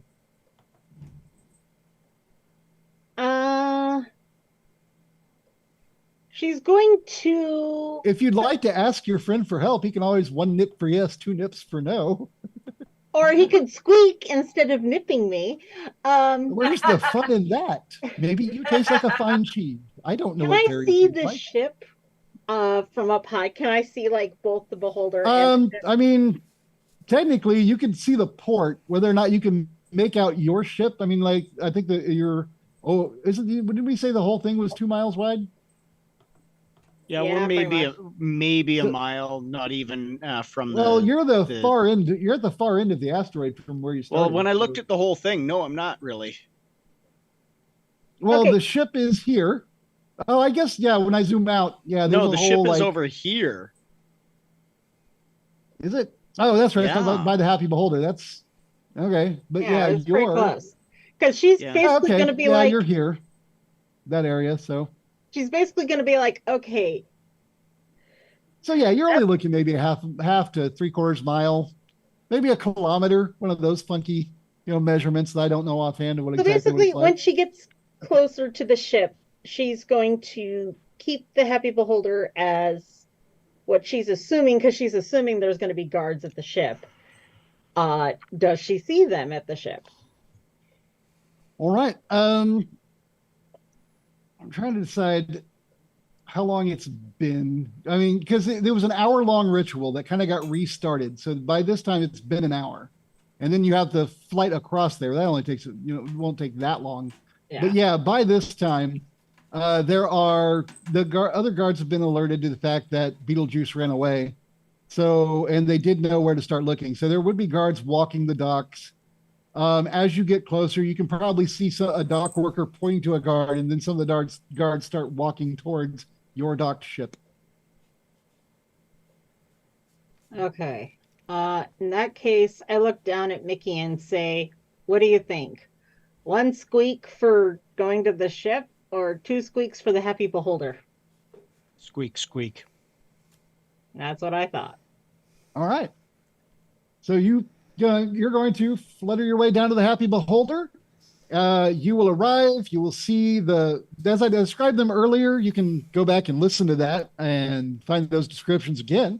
Or I can re-describe them again at the beginning of next game, as well as the return of Johnny Lodestar and whether or not you have had all your charges cleared. And I want to say that for anyone that's watched this far, that's awesome that you did. You kind of liked it. So, I think you're supposed to click a bell or click a like and ring a bell or subscribe. And ultimately, thanks for watching. We appreciate you. From myself, Corey, Sarah, Keith, and Brenna, thank you. And good night.